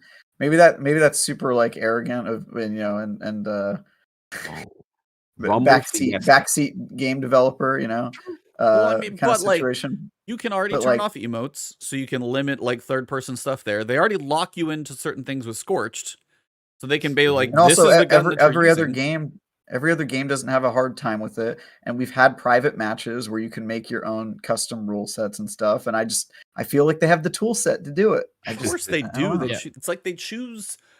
That bugged me whenever we got private matches, whenever that actually launched, it bugged me because it was private. You can play against somebody that's not custom games, and it never was. There's no, guns. Yeah. If you could mess with the Sandbox, can you imagine the fun stuff that you would make up? Like a Forge? Of course, yeah. Destiny will not get... if Destiny gets Halo before Forge, Halo should just shut down, but yeah. Like, in the whole, like, trials, we're taking it down so that we can really do it right. Yeah, take it away. I'm sorry. Like, you came back with the same game. It's still just go win, X number of games to get to the lighthouse. It's like, what is that? How is that a rework? I get it. Like, okay, we have these, we have these bounties, we have different reward systems, we have, tokens. Like, okay, fine, cool. It took one guy a year and a half to make that because they have one guy on the trials team. And that was it. So I'm joking. I'm joking. The fact that he thought you were telling the truth. Yeah, no, Cog. Oh no, he's totally not joking. Yeah, send me to LinkedIn right now. Let me start hiring. What are we doing? He'd be like, I was the trials lead. Did you have anybody beneath you? No, I was the whole team for a year and a half. Yeah, and like part of me, like, so someone who's competitive, I'm actually not a big fan of elimination. Trials is cool. Like, don't get me wrong. D1 Trials was amazing. D2 Trials has had its incredible moments. Elimination leads to a lot of like clutch and hype moments. Okay. But part of me is just, again, it was like you guys reworked it. Like, no, it's still just the same thing. Go win 7 games. Go to Lighthouse. Elimination. Like, that's. Are you a Force competitive guy? What's your sweet spot? Just skirmish. Like in D1, I just lived in skirmish nonstop. Okay. It's just 3v3. I actually think like the comp game mode. It's been so long. I forgot how skirmish played. I forgot what skirmish is. Damn it! I used to play it. I can't remember. What was it? What we used to do in skirmish? No, I mean, three just killing. Just yeah, killing, it was right? basically just Slayer. It just had a different point structure. So it wasn't like 1 point for a kill. It depended on like what the kill was and stuff like. It was just a points based No reses though, Slayer right? basically. But There was no yeah, reses. Okay. Sorry. Sorry to derail you. I forgot. I just want to know if there was reses in skirmish or no. Yeah, no, there were. Yeah, you could get There was points point for for it. res. Yeah, I remember now. It's coming back. Yeah, it was like Oh, half the amount of right. a You I kill, forgot we less used to than have that, new right? modes. Like it's You just get a so point cool to get back, different that's modes. right. Yeah. I forgot. My bad. Continue. And no, you're good. It's just to me again, it was like, what have we had in 5 years? We've had control, we've had trials. That's it. We've had control and elimination, and then they sprinkled, mayhem and well, okay, Rumble's a staple. You keep that. How forever, dare you but forget about the Scorch Cannon mode? So you're right. Team Yeah, Scorch, which was like I- accidental, just like sure. Yeah. like, and you know what? Cool for a weekend. Awesome, fun, but At least they're trying something. Oh, it know, just like- it blows my mind. So with trials, I just felt like, and the problem is like, I have this feeling like if they made trials not elimination, if they tried something else, that the community would freak because it isn't like that nostalgia, that nostalgic D1 trials, which I don't know if I've really understood. Part of me is like, great memories are supposed to be great memories. Like, why can't we make new memories in a new game mode? Why can't we have like call it trials of whatever, and just totally different? Don't make it elimination. Come up with a new trials, a new game mode that is They did though. going to get people hooked. In their Like- defense, they tried 9, and the people threw tomatoes at the screen. True, but it was yeah. I that actually is liked some of it, but yeah. Mhm. I got a good kinda game mode for you. looked It's cool. called Trials of Bungie, and it is a Forge mode where you make your own multiplayer because Bungie is having trouble doing it. Let the community themselves. do it, right? Yeah. Like Dim, Try it. Yeah, like Dim.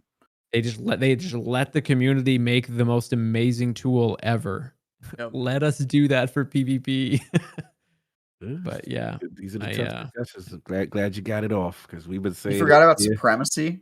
I forgot, bro. I did. Yeah. It's Yeah, been Supremacy. so long since we got modes. I mean, it wasn't good. We had yeah. modes taken away. I Yeah. forgot about that. I was like, oh yeah, we used to play that. yeah. We used to have a bunch of modes. Yeah. And like for me, it's funny. I made the joke about like new maps. Mhm. I actually don't care that. I think it's crazy how we haven't had maps for like 3 years, or like realistically, because I don't count bringing a D1 map back. But I actually think game modes are more necessary than new maps. Like I could play Javelin all day if it's like capture the flag and then oddball and then like an entirely different game mode, because I'm gonna play the map differently. So I feel like game modes are over maps. But anywho's, I just And keep also thinking putting about them all in this. separate playlists kills me. Mhm. They'll Oh, introduce a just- new mode and it's its own playlist rather than making one playlist that's Yeah, like, just random like- guy. rotates the Yeah, you jump in and you don't know what you're going to be doing. You just jump. It could be this is the social playlist. It could be Mayhem. It could be Team Scorched. It could be Clash. It Yeah. could be Control. It could be Supremacy. It could be Rift, and you don't know until you start.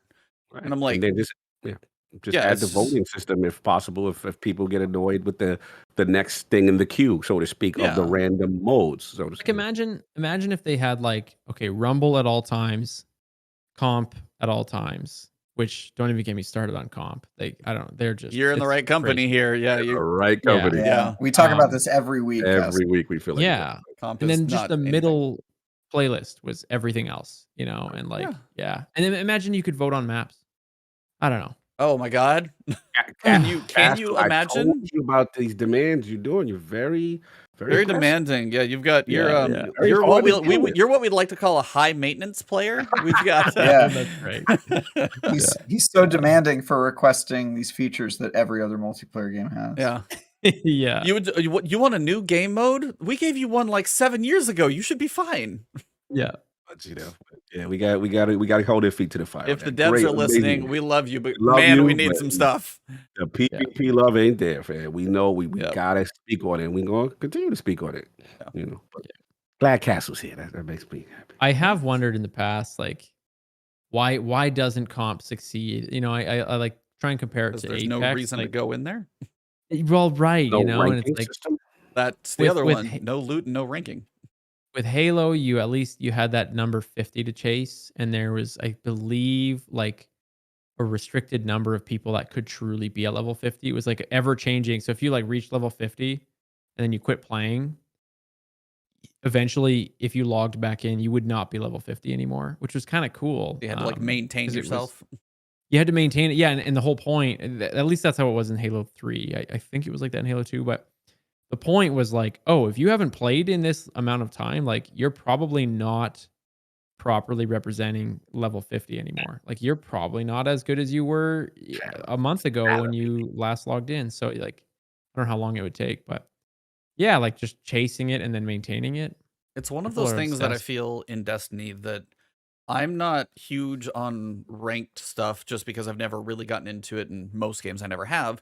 But I also feel like Bungie is afraid to label anybody.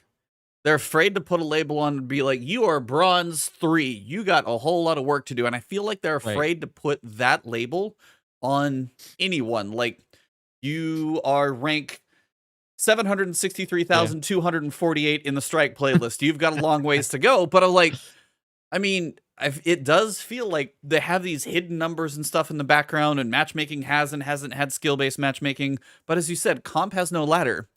And it's like they're afraid to label someone with anything. Like, you see Halo's like, bam, Onyx, whatever. You can just put a number on it. And you're like, and Glory is this weird up and down and not weird matchmaking, kind of. You get some, but you don't lose very much because we don't want to hurt your feelings that bad. They're kind of like the participation medal, afraid to hurt your feelings in PvP situation. And it feels like they just want to give everybody a blue ribbon if they play long enough. And at some point, they got to get some tough love to people and be like, you're not that good. There are people much better than you, and you've got some work to do. I know I'm not that good. I'd go in there and be like, what? There's 5 levels. I'd be like, maybe like silver 1 is probably where I'd see myself. And I eke up into gold 3. I'd be like, yes. And then it's like, I still got to go through platinum and try and get to the high one. But like, that's something you feel accomplishment in those levels too. And if they don't give you a chance to go after that, that's why I'm hoping season 19, the Glory playlist rework stuff. God, I hope so. I really do. I know I'm asking for stuff again. I know. I got excited again. I'm sorry.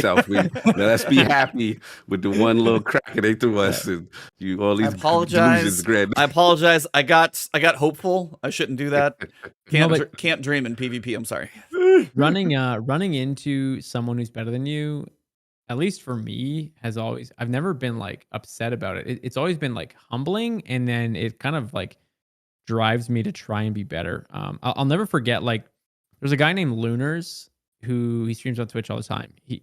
I remember this is a while back. YouTube, making YouTube videos has actually taken away a lot of my gaming because I spend way more hours now making the videos than I do gaming. But before, I was like diving really deep into YouTube. I was like playing Destiny nonstop, and I remember like I just played so much Rumble over and over and over and over, and I kept improving, and it was great. Oh, I got better. I ran into this guy named Lunars. It was like he stomped me. I could go on like 15 game winning streaks, first place, no problem. And then I ran into this guy, and like he stomped me like 6 games in a row. And you just reach out and be like, dude, his Steam page. I was like, dude, you're the best player I've ever freaking. I gotta check your stats. Are you real?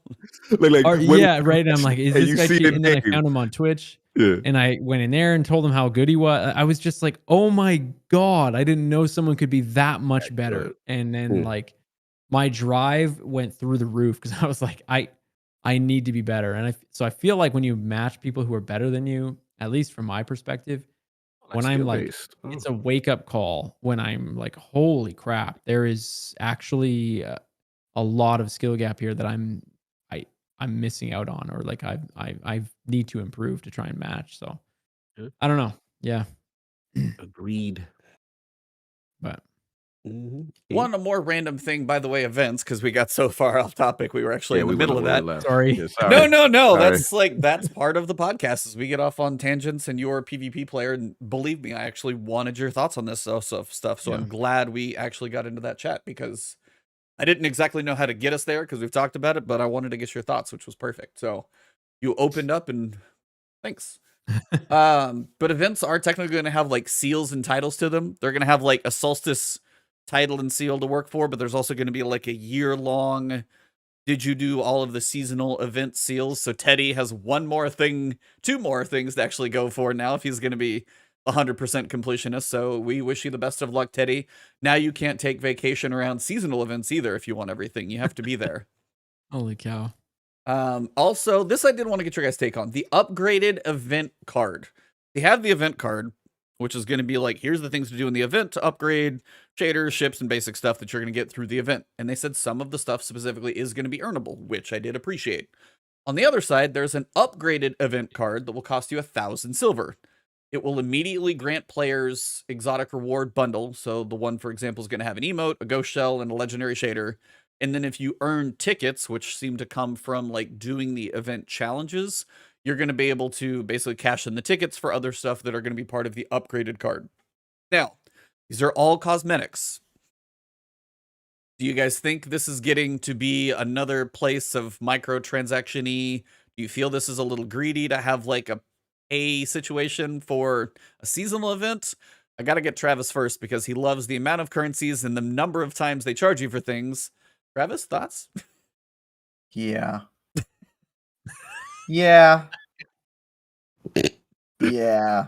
That You good, know huh? how you know how whenever these events suck, everyone goes, "What did you expect? It was a free event." Well, now they're not free anymore. Right? Because usually you get the unlockables by completing the triumphs, right? You get the emotes done, all that stuff, and now it sounds like there's going to be a paywall to getting access to that triumph list, which that's how it was in D1. It's fine. Their model there was a little bit differently. It worked a little bit differently. They didn't have as many ways to get you. They weren't, asking you to pay for transmog, and Eververse wasn't as universally applied to their entire sandbox, all that stuff. So I guess it's free to play their seasonal events. It's just not free to get anything from doing that unless you buy into their little book. Yeah, I hate this. It also seemed like maybe there was a way to kind of pay past doing the actual event. Like you can.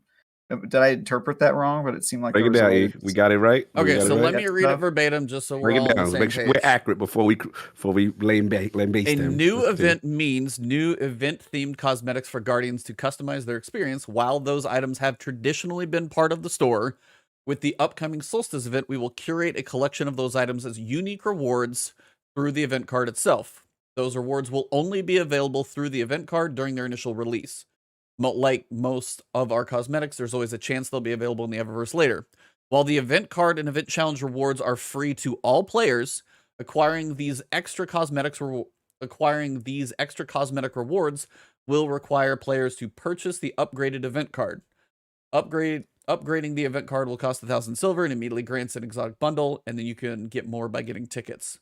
So I feel like I had a concept in the first paragraph, and I got confused in the second paragraph. They're just so bad. This is exactly what we were talking about at the beginning. Like, what does that even mean? Why are they so bad at explaining things? Like, I don't even get that. The first statement. Yeah, so I guess I'm not sure, but it just my initial reading of it when I was going through the TWAB was that like you can basically pay, just like you can pay to level up your season pass, you can pay to not play the game.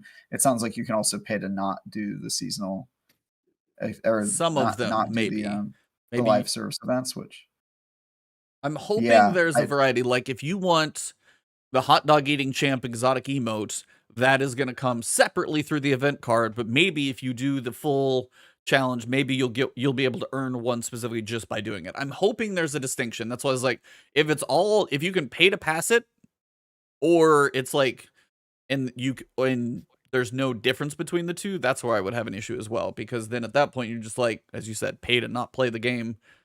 I guess it's a choice, but weird choice to pay to skip playing Destiny because that's up to you. It's all cosmetic most of the time. I don't care, but it was weird.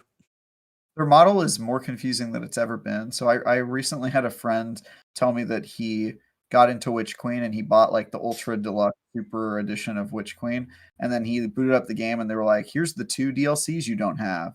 and here's all the different activities you can't do and stuff like that, because it's been a couple years since he's turned on. And he was just like, I bought the most expensive version, like I don't really understand it. And now we're learning that dungeons are being sold separately. I just feel like they've got the model complicated. So wrong. It's like you either are Fortnite, where everything's free and it's very clear that like you are just paying for cosmetics because the experience is free, or you're a walled garden where you pay to get into the game and then they don't bother you with this sort of stuff. But the fact that they're doing both, and then when you get in, they're bothering you in so many different ways. It's like, now buy this event card, and if you want to transmog things, buy that, and also anytime you want to do an emote, buy that, and shaders, and it's just like.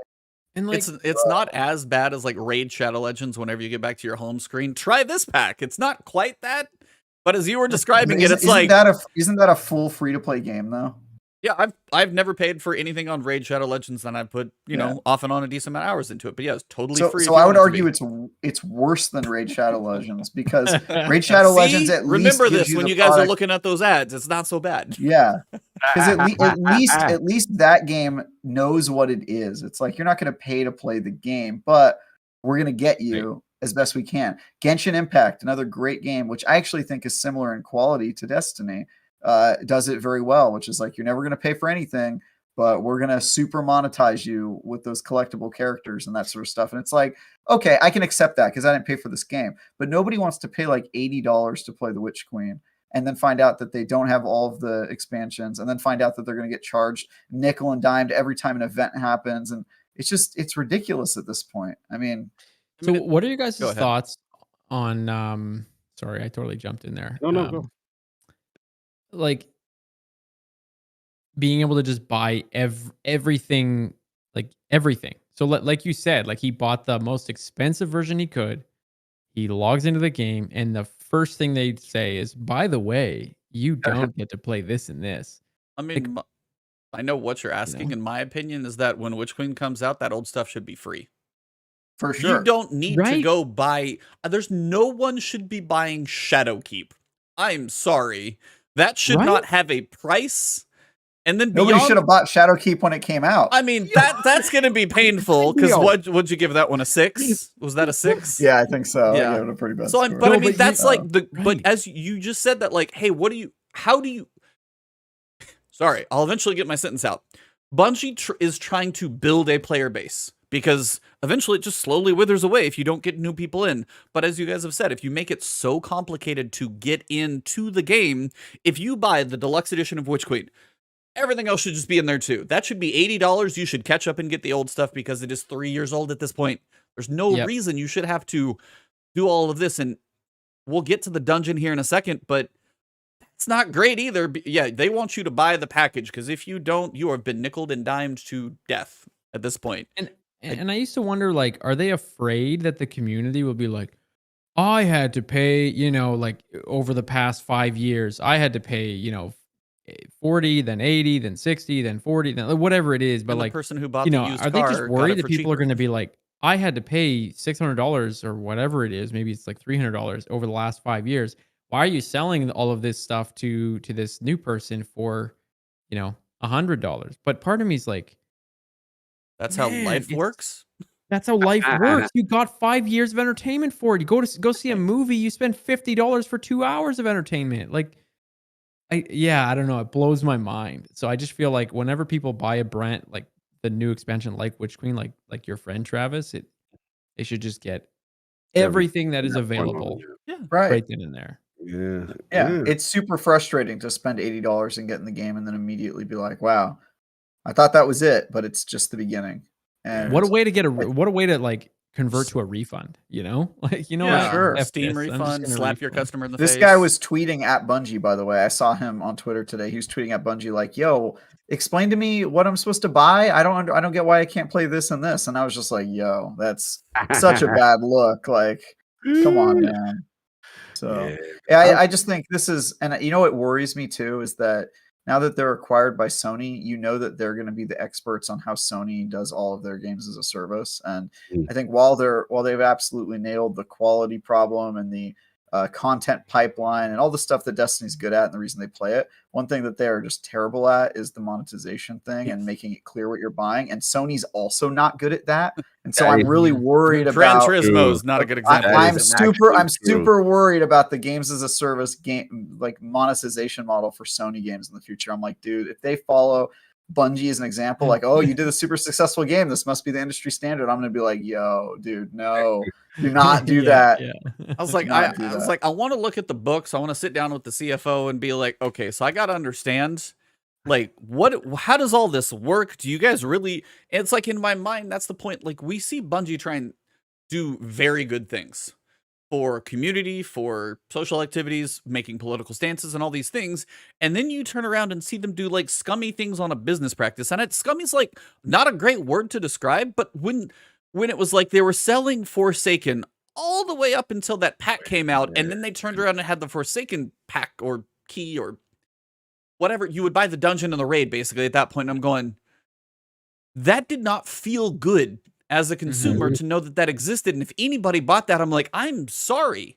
And like, I've got to understand, as they want to do really good things, I got to understand the business side sometimes, because at some point, yeah, somebody said it's greasy and it's scummy, and it is to a point. At some point, as you guys have said, you're going to burn enough people, you're never going to get people back in. And if somebody gets burned by Destiny and they release this new PvP IP, how's somebody going to think, hey, Bungie screwed me before, what's the monetization going to be like here? Is it going to be good, bad, trash? Who knows? So it's like they need to be looking at more of a long-term solution. Sorry, I feel like I've been talking a lot this podcast. My fault. No, you're good. Oh, good, man. It's your show. Also, I feel like it's even worse with the content vault. This model is even worse in the way that they're charging people when they're taking stuff away. It's like, if they're selling Shadowkeep right now, Maddie wants to play. Yeah, I'm sorry. For sure. Why would he play, right? Yeah. If like I have the same problem with Hogue, where I'm like, it's a good game, Witch Queen's really good. I gave it an 8 out of 10. Like, you should play it. And he's like, you know, what am I gonna? I'm gonna buy it this year, and then 2 years they're gonna put it in the vault. And I'm like, fair point. I mean, and he ended up buying it, but only because his brother like worked on the game or whatever. You gotta carry out. Special situation, but I just think it's with the content vault is murky. Your business model's murky. Fact that you're selling expansions and now you're selling season passes and now you're selling event passes and now you're selling microtransactions up the wazoo. It's like, dude, this is not good. Yeah. This is brutal. My brother, I'm going to go visit him here this weekend. He just went to Final Fantasy 14. He got to play everything. And then now he's up with Shadowbringers and he loves it. And I know he puts a ton of time in, but he literally got to experience the entire game. It could be a lot of hours to get there, but everything was there. And that's one of those where, as you said, the content vault hurts. Because nobody can experience the Cade moment I talked about. Yeah. It's gone. New player, cool moment. No. You can watch the trailer, E. That's how the rest of us experienced it. Ouch. Sorry. Yeah. Ouch. Yeah, look, you know, I don't got much to add. You guys pretty much knocked it out the park. They've been getting away with multiple monetization models that no other game is usually afforded. And it's because, one, I think we love it. This fan base has, for the most part, been extremely consistent. And number two, let's be honest, as much as I'm a hardcore Destiny fan, you know, they have survived pretty much all their competition. So they haven't been pushed again. And you know, Division had its little moment. Anthem thought it was going to do something. There's nothing that's truly pushed them where they have been in that, where I feel where it was like, what is it, the House of Wolves days. They had a content drop. I believe Division 1 came out at the time, was pretty strong. It took a lot of their player base away. So you had that going on. And then the last point I say is just that, look, I'm a veteran player, and I'm confused by this. So I get confused by you have to. The Castle's channel technically, no disrespect, wouldn't have to exist because channels have to explain what's going on. Mine. Same thing. Like there are so many YouTube channels that are like, there are stats for guns that are not in the game, and there are YouTubers that go out. Castle, Fallouts, Shadow last week, so many PvP players explain things that are not apparent in the game. How does an accuracy code work? Stats that are hidden in the API, and all of a sudden you're like, I have to go to YouTube to understand how to play your game. What? Yeah, it's just very strange. And to their credit, they've been able to get away with this consistently, and there's just been no thing. So, like I said, that's why I always say competition is good, and you do want them pushed because at the end of the day, look. This is stuff I don't even know what's going on here, man. Like I'm just gonna log in. I'm gonna turn on your video. You gonna explain it, and then I'm gonna be like, all right, this is what I'm supposed to do. Okay, cool, and that's it. like I don't even know anymore. Like I'm like, okay, what are we doing now? And if I don't know, what do you think the new player experience is? Like he's like, what? I spent 80 and I don't get what? And I do this and yeah. I mean, at this point, give me a subscription model. Get rid of the content vault. Make all the Eververse stuff earnable, and I will do a subscription model right now. And I'll get shot by the entire community for saying that. But if it was just simplified, somewhere in me feels that would be better if they were able to actually like, here's our guaranteed revenue for the subscriptions we've got, or something stupid like that. I know it's not ever going to happen. I get that, but it's just like simplifying so much of this would help. Go ahead. For whatever reason, are just so bad at explaining everything, and it blows my mind. Like. Blackwig's got a good point. He said he thinks the simple fact that they've outlived all the competition means that they are the new norm. Yeah. That they are the norm. Yeah, and the Nirad said just the other day I saw a post where a new player was so confused about where to start. Yeah, new light players have it awful right now. They really do. Dude, and then like so I guess Destiny being the game that it is, that you must sink a ton of hours just to even get to a point where you can compete, whether it's PvP or I guess higher end PvE. Like the fact that that's the game, it is what it is. But that also shuts the door on so many people. Like my brother, he's the kind of guy who, stereotype, like he's got kids. He just wants to, in the evening, hop on, get a couple matches in. But like Destiny, I just can't get him to play it. He's like, dude, I can just hop on to Apex and I can just like within 5 seconds, I'm able to go in and enjoy the game and like compete against other players or whatever. And Fortnite's the same way. There's just so many games where you can just hop in and immediately be at a good level, which God, there's just I was gonna say like people like my brother.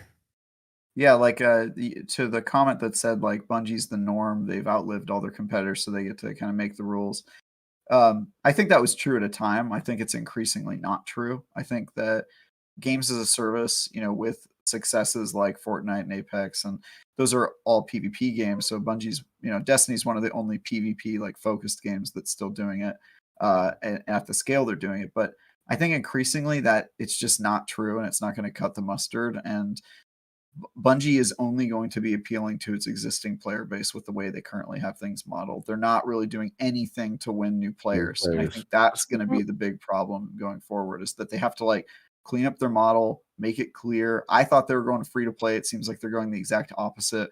They kind of told us they were going to free to play a couple years ago, I feel like, and then it kind of turned around and they were like, nah, not anymore. So I feel like this is something they're going to have to address soon. Because there's a lot of games as a service success stories out there, and none of them are even close to Destiny in terms of how bad it feels in terms of the monetization. So,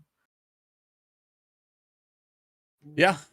I mean, you guys basically have covered everything at this point. And that's just the weird point we're at. It's like we know seasonal events are coming, but now there's another way to charge people for it. I was like, I'll have to see it when I see it, but it's weird. I got my little red flag pops up, and I'm wondering, the dog ears, the radar, like, all right, what's going to be wrong with this one? Yeah, it's just a little odd. Got a couple patch notes coming. The consistency of like your roster updating for different platforms being faster. Thank God, because I've been sitting there waiting for like New Rad and Blackwings to be like, where are you guys at? And they're like, here. I was like, well, I don't see you. And they're like, we're online. And I'm like, 2 minutes later, boop, there it is. I'm like, finally. Yeah, that's true. Power levels going up by 10. So that's surprising absolutely no one, because they're just sticking with that for now. Vault space. We get 100 spaces in the vault. Now, while we know this doesn't enable players to save every single piece of loot in the game, I'm fully aware I'm a hoarder. I have a problem, and I admit it. I get it. That's fine. The team was able to pull some strings and get a little more space for your vaults as they continue to investigate future solutions. This is one of those times where I want them to come out with a dev diary and explain why what is this weird thing? Like, okay, 500, we got you 600. Is it like, I want to understand the technical pieces to this. Yeah, I'm going to be 601 of 600. Just give it time. It's fine. But I want to understand the technical reasons why. Is like, is the PS4 still screwing you over? Is it going to take too long if there's 600 in here and you have a certain loading time that you have to get to? I don't know what it is, but I want to know. And if they're like, hey, whenever we get rid of those old consoles, we'll give it to you. But for now, I don't know. It's just weird. Yeah, it's got to be some weird like server technical issue. Like, I don't know. Yeah. Zur will no longer be able to be hostage held on Tuesdays at reset, so he will be able to leave as he chooses. Scorn snipers no longer going to be quite as lethal. That's good. And then we do have a date on the new dungeon. Shockingly. Ooh. So the new dungeon is coming in hot. It's going to come in on Friday, 27th. So you get 3 days and the dungeon is going to be here. Now, the dungeon is 1550 for normal difficulty. So if you've played it all now, you are good to jump into normal. I have no idea what master difficulty is going to be, like 1590, 1600, God only knows. They did say the loot in there is going to be 1 legendary set of armor per class. Artifice versions will be available via master difficulty. Collar? That still needs to be in the master raid, but yes, that seems to be like a dungeon thing, but master raid needs artifice as well. Like it's like, that's a thing. 4 new legendary weapons, 2 legendary reprised weapons, which makes me wonder why a brand new dungeon has old weapons. I don't know, just to give it more options with perks. We'll see. Because it's an old dungeon. They're bringing Crota's End into D2. No, it's gonna be that'd be crazy. It's gonna be a dungeon on the Leviathan, and you're getting midnight coup with random rolls. That's what it is. So you do have an exotic weapon in Catalyst, kind of similar to the way you had Galahorn in the Catalyst from whatever experience you had. So of course you guys know guides will be coming. Exotic accessory, Sparrow or Ship. That's going to be a thing. Couple emblems. I'm sure one's from doing it flawless, one's for finishing, basic stuff. But they're not telling us anything. They're like, here's the date for your dungeon. Get ready, but no story, no theme, no enemies, no race, no zero. This is still kind of crazy. You love this stuff. I'm honestly gonna Tuesday morning. I'm gonna be streaming at like 6 a.m. Be like, all right, I'm just gonna stare at the screen until we get it, and we're going. Okay, now I'm gonna make my little video, upload it, and log in. Like it's gonna be a long day, but it'll be a fun one. So we'll see. Hype for sure. They gave you everything you wanted. Hey, now we're just gonna see how it pays off. Where's the lore? If they can deliver. Yeah, I'll be waiting for Mylan and Bife to break it down. Right now, Mylan and Bife are just like waiting on blocks for the gun to go off so they can start working again. Because right now they're just like, I need the lore. I have none. Last week of trials is coming up. We have zone capture. That one's coming this weekend. So if you want to get any trials loot, turn in any trials engrams. I have like 10 of those to pick up. All engrams at all vendors, pick them up because everything resets back to reputation 0 at the new season. Right. What question? No freelance. Freelance is there too. So freelance and zone capture. So you got zone capture and freelance zone capture. Right. Zone capture is weird, but you know, one of those things. I've seen zone capture be like bubble on bubble, and it's just this like overlapping double bubble, and then it's all of a sudden you got like 2. Yeah, it's like a very old gum commercial, if any of you guys are old enough to know that one.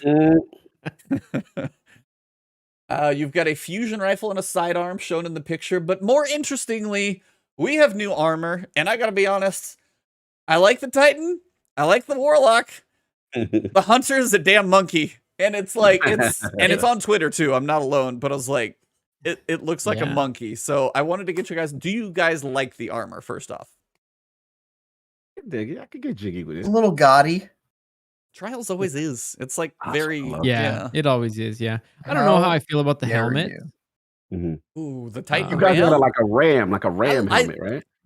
It's like the ram horns are like tucked. Yes. I don't know. I like how it's like melded in and tucked into it. I like it a little more than like, here's my horns way out here. Like I'm tired of like spaceship helms. So the fact that it's like all in there, I'm more for that. I'll take it. Yeah, I agree with that. Yeah.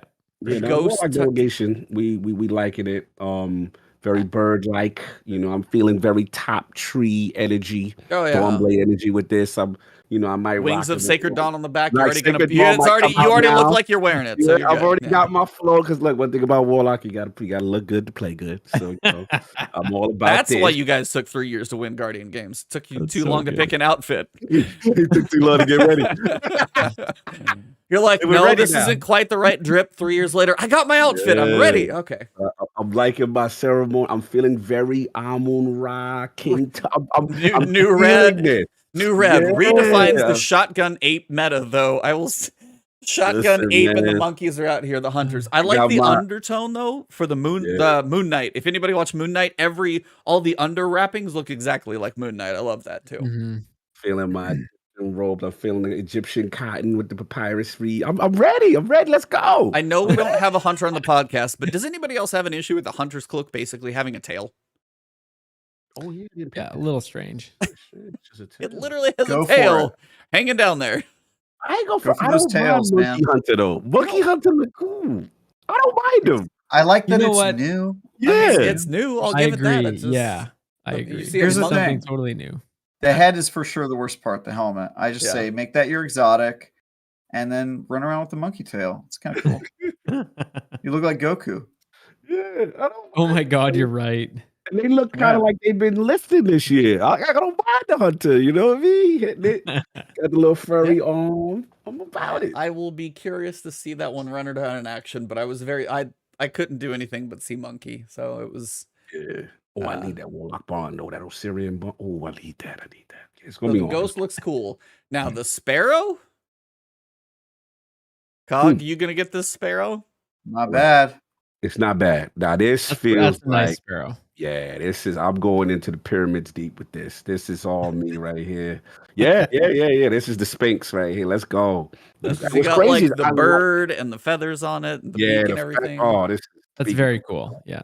Now, what's crazy, I like the other one, the older one, but I never got a chance to get it. I haven't The ever had one it. that's- No. Are they gonna phase it out?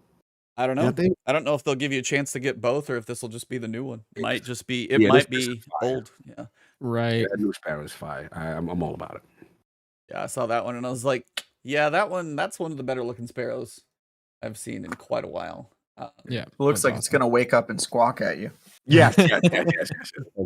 That's the animal right there. Let's go. And Mhm. that's basically it. The patch is gonna be 15 minutes of downtime for a season. Like probably one of the shortest. So whatever back end work they've been doing, they were doing background maintenance all week long. Whatever Mhm. work they've been doing on the systems, very minimal downtime to launch a brand new season. That's impressive. Also means much less time for you to not pre-download a patch and have data miners ruin stuff, which is good. So I appreciate that. True.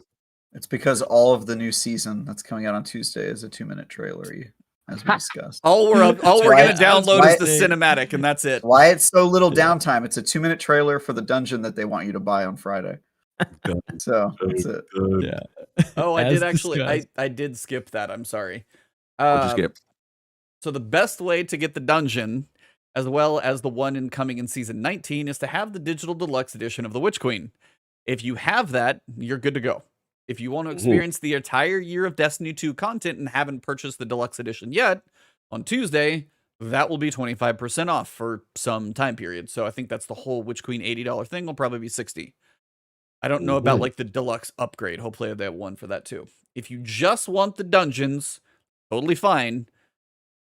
You will buy them for the Witch Queen dungeon key for 2,000 silver, which is $20 for 2 dungeons. That'll get you the dungeon now and the dungeon season 19. So if for some reason you have been piecemealing Destiny the Witch Queen, you're definitely going to be paying for it.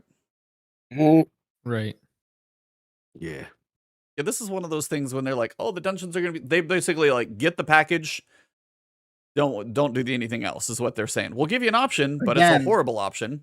This doesn't affect anyone here listening to this show Right. or a guest here or whatever, but it's going to affect the people that already have the worst Destiny experience out of all of us. Right. Yeah. That's I got the I free just copy. can't Oh, what's this imagine. dungeon? Well, you have to get the season or the deluxe edition or this, that, or the other, blah, blah, and fill it in blank.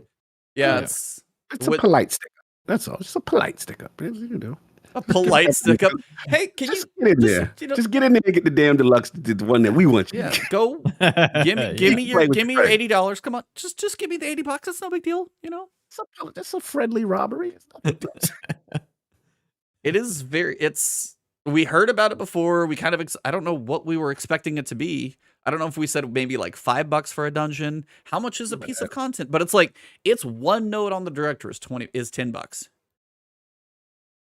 That's like, I mean, you know, the dungeons are longer. You know, if I go one power level increase per week, I mean, think of the you can buy 10 power levels when you start the season. That is true. I forgot about that. it's free real estate. Yeah. That powerful drop. We already hashed through all the pricing and everything, but I forgot to bring it up, and I was just like, I guess I'm not too surprised, but yeah, if you want to play Destiny, just get the deluxe and just get it, or don't. It's up to you. But if you want to play Destiny, deluxe is like the only way to do it. It feels like anymore. It's not worth it any other way. It seems like. Shout out to the new lights.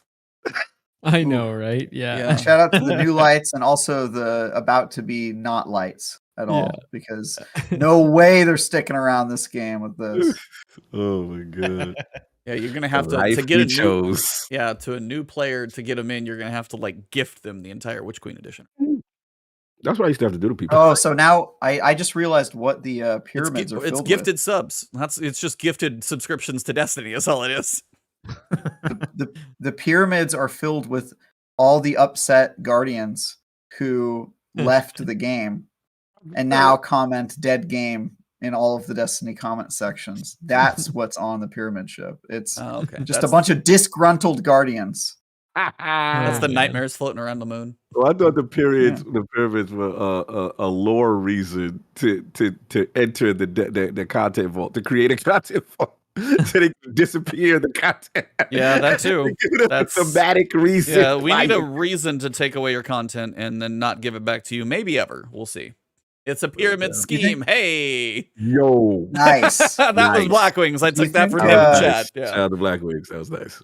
Do you think there's any Destiny fan who bought Forsaken and then like a week before it came out, like some accident happened and they ended up in a coma for like 3 years, and then they woke up and Forsaken was content vaulted? Do you think there's even one person that happened statistically to? Probably just not. one. Probably not. That's a very, very small set of. That's a very small cross section of people. Because if there's even one person, that dude deserves, like, he should sue someone. That guy. That dude. More than a That damn dude. refund, damn it. He deserves it. Well, yeah. We get a new season on Tuesday. We don't have a damn clue what it's about. So tune in Tuesday morning. I'll be live. I know Travis is probably going to be covering it in some way a little bit. Maybe you'll have an article, but I assume you will. And we're going to hit the ground basically running with new stuff. Now, some things to think about, possibly new craftable weapons. We get something related to the season. God, I hope so. Maybe some older craftable weapons getting patterns. We'll have to see where those maybe come from. Are we going to be able to craft? I don't know. Yeah, there's so much we don't know. I'm very curious if it's a Vidoc, if it's a trailer, if it's just you're getting Solar 3.0. Here's the story. Go. I don't know what else. Yeah. So Castle. Also, can I? No, sorry, real quick. Can I? Because I didn't get to comment on this earlier because we just skipped over it. But can I just say that 100 more vault spaces won't make you happy. It's a band-aid on a solution that is a band-aid on a problem that's completely broken. You need to Marie Kondo your life. Just start deleting stuff. Y'all are savages. That's what I have to say to the Destiny community right now. It's true. We brushed over it very quickly. We did go over it quickly. I think the 100 extra vault spaces is gonna do nothing. Yeah. Stupid. It's a stupid system. I hope that they destroy all the vault space. I hope you can't keep anything that's not on your character. That's what I hope happens to all you people. Blow up the tower again. I will admit, a friend of mine, his name is Yerda. He made a video about. God. Oh, I know that guy. I actually did the day one raid with him. Oh, really? Yeah, I was on his day It's one team for GJEREA, whatever. Yeah, Is that how it's spelled? Okay. What was the Ice Planet raid, Deep Stone Crypt. Deep Stone Crypt. Yeah, Okay. yeah. Yeah, we did a 24-hour completion together. Day one. Well, that's cool. Yeah, wonderful guy, fantastic. Really good friends with him. He made a video about just deleting his entire vault. He deleted all 500, everything. I think I saw, somebody in my Discord Beautiful. pointed me very directly at that video. Make sure you looked at it. Yeah, They're like, this, you should do this right here. Yeah. Yeah. He's very it's very unique. Like it's like a 3-hour, it's not like a 10-12 minute thing. But it just goes into like bringing it back to basics with gaming and like how many of those things you really use. And anyways, I feel like his video is a perfect, not like example, but like the extra 100 vault spaces, I feel like are going to be so meaningless. Like everyone's going to be pumped about having extra vault space. But like you said, Ebontis, like you're going to reach that maximum in 4 days. And then you're going to have not the wrong. same issue. Yeah. You aren't wrong. I won't lie. You aren't wrong, and I got to be better about my vault. But I will say, on the other hand, I will. If hold 500 on. doesn't make you happy, 600 isn't going to make a damn bit of difference. I know, I get it. But I will say also, when they do stupid stuff and everybody's like, "Hey, clean out your vault, get rid of all those old things," Iron Banner light level doesn't matter anymore. Like when they pull random crap like that, and somebody like a PvP player like Castle or Fallout are like, "Hey, all those things that we wanted you to delete, now you can go into Iron Banner with your spare rations. You can go in there with your revoker, and they're all gonna work." Like, can you imagine a revoker coming back in Iron Banner? No, I hear you. Yeah, touche. Spare rations. I don't know what else is going to be awful, but I mean, those type of things that people hold on to. And granted, some of those you can pull from collections, but like a spare rations, somebody might have a god roll on that one.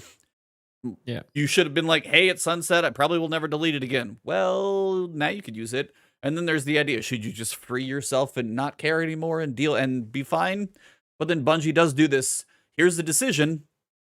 I technically still have a blast furnace in my vault. Oh, you still got it? I actually have a go figure that I'll be able to pull out for Iron Banner. I will have to do that at some point for entertainment value because I kept You're really going to jump into Crucible at 220 light in Iron Banner just to... 220 light? Dude, unreal. Good old days. It's everything's 1350. Look at him. I'm just saying, like, there are many things that I should delete from my vault. I'm like horrible at just like making a decision, just delete some stuff. That's fine. But like there are like 4 or 5 nostalgic weapons I keep. I don't even have that many nostalgia ones. But like my go figure, theoretically now I'm like, oh, I can actually go use that. And it's basically Can I ask a follow-up question, Ebontis? Of course. That's why we're here to roast me. Is there a room in your house that's just cardboard boxes? No. You sure? Yes. You know what would be I cool? don't believe you, but I accept the answer. Be cool, There's not a room in my house that's cardboard boxes. We don't have that much storage space, which is probably a godsend for me, so it's fine. True. Yeah. Same with us. Yeah. We don't have that constantly. Are you constantly tweeting at your city to provide you more vault space? Yeah, your real life house. Tweeting at your city. I'm gonna need to get a storage unit. I need to upgrade my storage unit. It's got to get bigger and bigger and bigger. Yeah, nuts. And just like in Destiny, your storage unit is 100% filled with the guns because you're a Texan. Oh yeah. Yeah. No. You messy. Well, Castle, as we are on the eve of a new season, is there anything else that's floating through your mind with regards to next season? Anything else that you have laid there? Hopes, wants, Solar 3.0, anything that you've got like, I hope to see this, or please God, I hope I don't see this. Man, I just want more game modes in PvP. There you go, girl. Get ready to cry on Tuesday. I'm worried. Stupid idiot. Yes. Wow. Our podcast is such a hospitable environment. We're so welcoming. Yeah, the Last Word podcast where we're going to push you onto the fire and hold you down on it. I as a PvP, I just feel his pain. I feel his pain. Like he's still fighting. He's going through it. Like he's like, he's out there. He's the one guy with his pitchfork outside. Give me my map. And they're like, crazy guy's back again today. And he's not there yet. Yeah, I hate seeing PvP mains that still have hope. It really hurts me. I'm like, you know what? I need to just smother you right like now Kevin and save you O'Leary, the right? suffering. Yeah, It's like I'm in Shark Tank or Dragon's Den. You're Kevin O'Leary being like, yeah, it's time yeah, to that's bury right. this idea and move on with your life. Yeah, for sure. I'm worried. I'm actually worried. So, Stasis with fragments and aspects brought in a lot more ability play. Mhm. Void, if sure, eventually they toned it back. Mm. Void brought in a lot more ability. We got Child of the Old God. We got these Mhm. damn Void buddies on all the Warlocks. We got Yeah. Titans with Child of overshields the Old Gods can everywhere go you look. jump And off a cliff. I'm kind of worried that okay, we had Stasis. And then Void added another layer, and now it's God, is Solar gonna be the same thing? It's just Power more and creep? more Yes, Okay. yes, it's ability coming recharging. because they want to make sure people buy these deluxe editions. Yeah, So you gotta get that new season hotness. Fly little No pun trailer. intended. Yeah. So I'm a little worried that and then eventually they'll add Arc, and then maybe once all of them have fragments and aspects, maybe they'll be like, okay, let's cut everything down. Yeah, season 80%, 19, but- season of the nerf. Yeah, bro. That's what thank you. We know how this show goes. This thing gonna come in hot as hell, literally for Solar. And then we're gonna be, oh man, they had a trailer.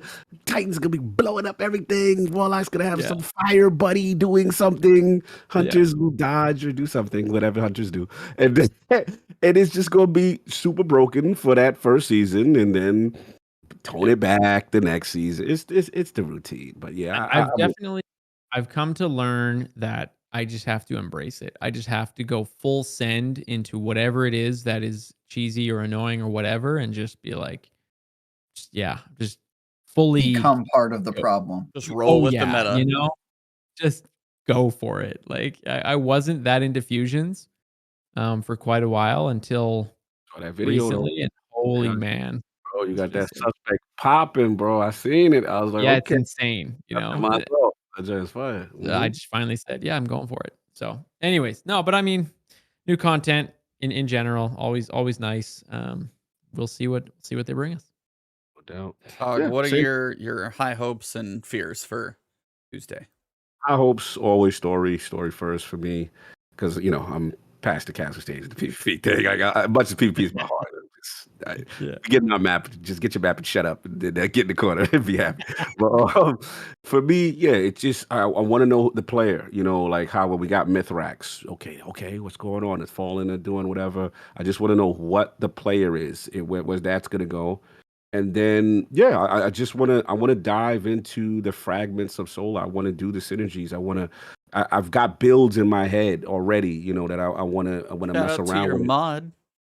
Yeah, thank you for that. Get a big shout out to my man. The only thing that was killing my Void 3.0 was I never had the Bountiful Wells mod. And I don't know how I missed it, because I played Season of the Lost damn near every week. And for whatever reason, that was the only one I had. So now, embracing the well builds, I want to see where they go with that. I want to know if they're very heavy in the wells right now, but I want to know if they're gonna bring back any orb stuff, like like charge with light stuff, if anything happens there, or something new, which I'll be surprised. And last thing for me is always the artifact. What are they going to induce us how to play? What's the new meta? How are they going to nudge us into using? It's not a nudge. It's a very violent shove. Yes. And, which is going to be I always just which is anti-barrier? That's one of my main things. What's the anti-barrier? No, overload. Dear God. After this, tell me what overload is. Because auto rifle SMG overload, please never again. Oh, that's right. For you, it's going to be all sidearms. For you guys, Titans, you got to do that. Me, I just throw on a pair of boots and throw a rift down. Yeah, what the hell is that, dude? I can stun a champion with Gallahorn because I'm a Warlock, and I'm like, kiss my ass. Could you go sycamore? What they call? What are filaments? If you can't say the boots, you don't get to wear them. Secant filaments. Sycamore Keiko boots, whatever them joints is, man. I love them joints. The studious ones, and they can't even pronounce their own exotics. Yeah, very, very studious there. Might want to take those glasses off. You're not living up to them. Yeah, but no, I just want to get deep with it. And I'm excited for the season. I am. I think we have potential. I don't want to get too crazy, but I think we have potential to be a solid season. Dungeon 3.0 something, and a secret lore beat. It's good foundation for a solid season, in my opinion. Travis? I don't know. They haven't shown me anything. We'll see. I mean, I'll play it. I'll be there on Tuesday. I'll play right along with you guys, and then you can find me here next Thursday, probably complaining about some new set of things. What? Travis complaining again? That's not a normal podcast. Not each. Yeah, it's weird. Travis is so agreeable with everything. Travis is so positive. He's a ray of sunshine on every podcast. Have you seen him on Bitcast? He is just glowing on there. There are no arguments between him and an attorney. They get along. It's like magic and rainbows coming out of their butts. 10 minutes earlier in the podcast, you stupid idiot. I said to his guest. Yeah. Early. We can cancel it early. Castle's like, I'm never coming back to this podcast. Oh man, I was doing so good, and then they threw me under the bus. GoldenEye, and I got destroyed. Yeah. GoldenEye got destroyed. PvP Hopes got shot in the face. Yeah. All of a sudden, his didn't love throw for him under the bus. I was driving the bus. And I was. Yeah, and then after you rolled over him, you put it in reverse and had to get another shot. Got to get that double set of tracks. For me, it's the dungeon. I mean, story, I'm with you 100%. I want to know the story, because if the story ties to the dungeon, that's an exciting link. But yeah, I want to see the dungeon because I know Grasp of Avarice was cool in moments and had some uniqueness to it, but that middle section when you repeat it with the like dunking the balls and those pieces as well, that one it got a little like Prophecy still sets the bar really high. Like Prophecy is just really good. I also like the idea of if they get into more bosses that move as opposed to standing still, stuff like that'll be cool. And that was like Prophecy had a boss that did. Like you had to go chase him. It was actually unique. So again, So I mean, I'm hoping the dungeon can kind of set a new bar because we've had, a ranking now, and I'm hoping this. I'd love to see like this be the top dungeon for multiple reasons. Great loot, great experience, maybe cool story because this last one was about pirates. Like I want to know the dungeon. That's my big one. Craftables will be the other one. I'll be curious what craftable weapons we get. And please, I hope there's a solar bow in there. Just so I can finally stop telling people the only solar bow that you can go get's in a raid. Yeah.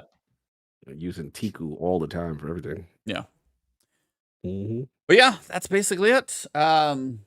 Next week is going to be a whole different episode, and it is actually just going to be the three of us. So no guests next week, so just the three of us giving our raw feedback a couple days later, then jumping straight into the dungeon the next day. Now I don't have to hold back. No, you can. Yeah, now he doesn't. Yeah, just in case you're wondering, this is tame Travis. This is him at like a 5. We're about to get 8, 9, maybe. Only reason he won't go to a 10 is because he actually has a spouse that may hear words that come out of his mouth. Yeah, I don't want to get canceled. That's why I don't go to full 10. He can't get canceled. He's gonna flirt with that line though. For sure. And then 200, I'm working on something, still trying to see if it'll come together, so we will have to see there. But yeah, that could be an exciting one. And then after that, we have GCX. So a couple exciting weeks coming up.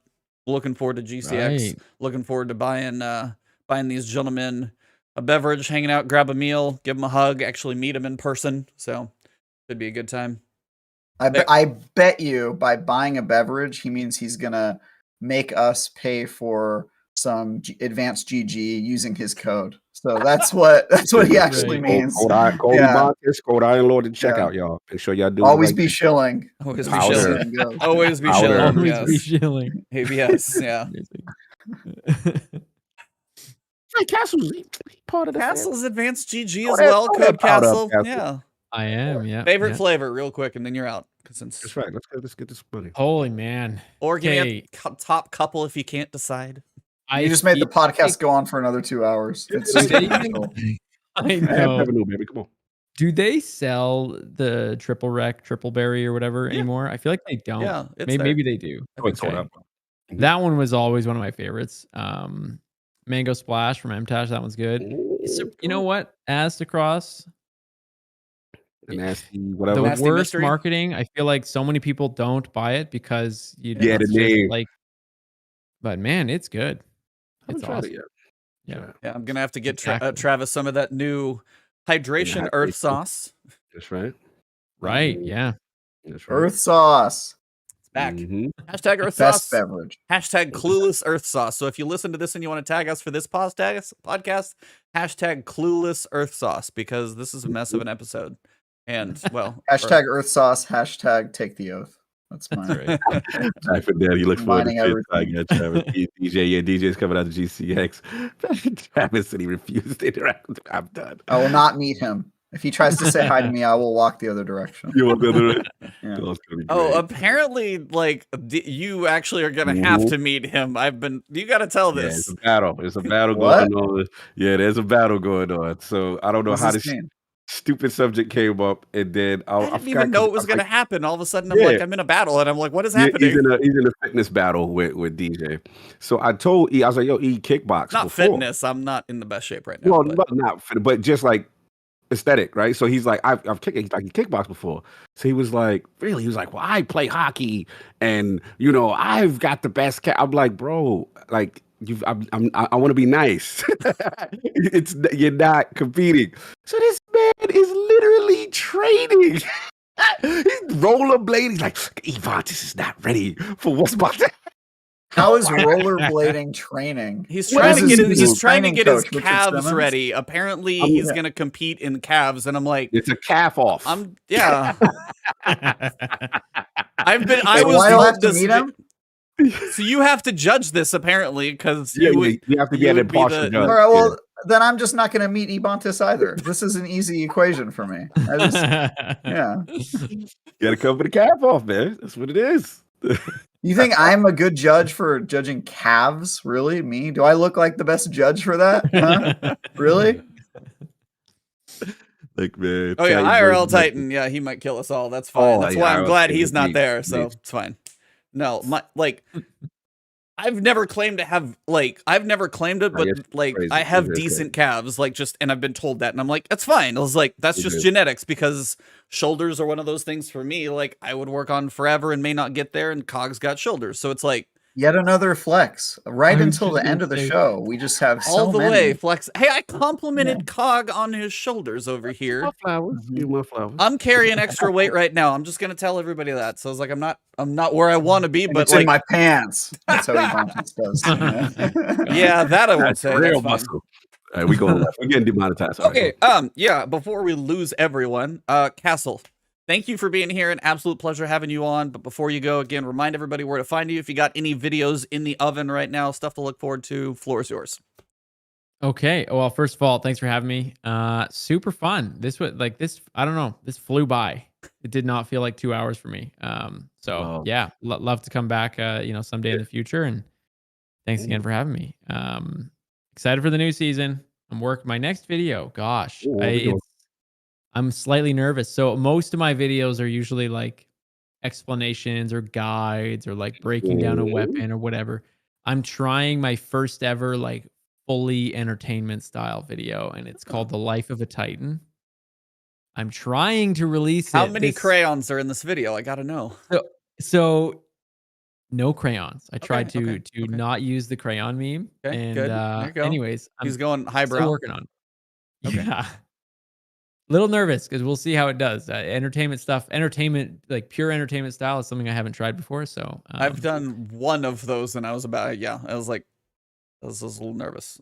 yeah, You yeah, will do stepping out of the fine. I have comfort no zone. doubt. But yeah, I got to release it this weekend, so it has a little bit of time before the new season comes out. So we'll see. Salute. So go salute, man. subscribe to this man. Find him everywhere: Twitch, Twitter, YouTube, Instagram. I don't know. Go find his LinkedIn profile. Hopefully not, because that's too much stalking. Mhm. But We Castle can put him content. on Go second find him. member of the trials team. Yeah, Well, hey, thanks again, you guys. That was a blast. No absolutely. doubt. Salute to you, man. Fantastic work. Love the content. Also, I forgot to shout out. I love that hand cannon tier thing that you guys did. That was pretty awesome. Love to see that type of level of complexity and work with the content. So salute to Castle. No Thank you, doubt. sir. You already know, Trav, man. What's going on with you, man? Yeah, I kind of already pitched all my stuff. I got a review that apparently is out, which I found out while I was on the show and tweeted about. I've got some more content coming out in the next couple of days and weeks at IGN.com. You can follow me on Twitter if you want to practice in social media nihilism to be in your timeline. You can join me every Sunday on Bitcast at 8 a.m., where I hang out with industry veteran, a lawyer, and a man who looks like that in-between state on the front of an Animorphs book between whether a human and an animal. That little middle one, he looks just like that.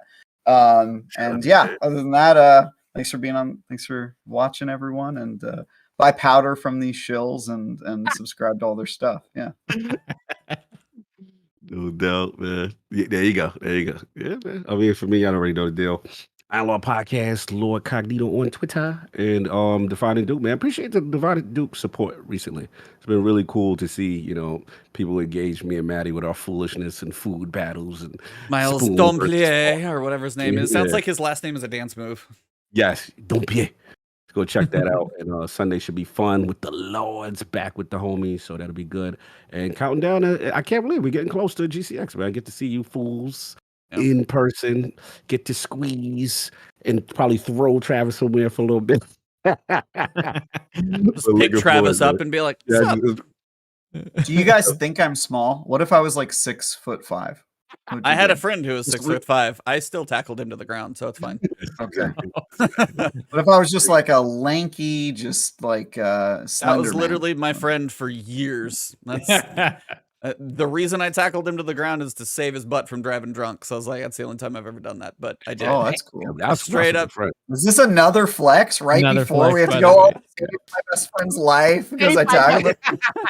If it wasn't for me, It was. Stop Travis. it. It was awful. It was. Yeah. Salute, man. Salute. But yeah, I'm looking forward to it, man. I cannot wait. GCX is coming through. I'm seeing a lot of people throw the GCX over their timeline. So if you see us, you see me, please say hello. I love all that stuff. Take a picture, all that great stuff. It's fun. And what's going on with you, man? Yeah, gonna go visit my bro this weekend, hang out with my nephew. Shout out to all of you guys. If you listen to this one, I don't know, but I know my brother probably will. I don't know if the nephews listen. I'm not sure they're age qualified for some of this stuff. But we'll see them. And then I'm honestly excited to see my hosts, like both of you guys, excited to hang out. And I'm getting my good vibes in now because it's just going to be a weekend of you eat this, that, and the other this way. And my eating habits is just going to get like absolutely on fire. And my wife is going to join in making fun of me. So it's just going to be an entire weekend of crap coming my direction. So I'm just, trying to get what I can in now. But other than that, this weekend, as I said, I'll be out. Not too much in the way of content. I'm going to try and see if I can, record a Zer video from my nephew's computer. We'll see if that actually works. That'll be an experiment. But other than that, yeah. Hashtag shill. Use code Ebontis or Iron Lord at checkout with Advanced UG. Pick up the new flavors. You got Focus. You've got Shakers. You've got, and now Hydration, which is caffeine free. So if you're not in that caffeine life, but you want something that tastes good, they're actually really good. Personally, Lemonade #1, Blueberry Pomegranate. But again, Peach Mango is some people's favorite. So if you want to mix it up with something that's not caffeinated, they actually finally have those now. Had to do it. I had to live up to the shill, man. It's Powder. At least I'm not out here hashtag pushing powder like Cog. So I got to go to I my actually demographic. respect his transparency. Really. Yeah. Hashtag shill. I got to cater to my demographic. They're responding. Hey, it works. You use that sales pitch however it works. But no, Castle, we have taken up enough of I your love how time. you just casually implied that your demographic is the type of people who do powder. It's just like Cog's like, it's his core demo. All right, we have gone completely off the rails. Castle, you've been amazing. Thank you all very much, chat. You guys have been on fire. Thank you for the super chats, the love, and the support. We will see you guys very soon. I can see the trail of people falling off right now. So good night, everybody. And for this episode, it has been the last word. Last word.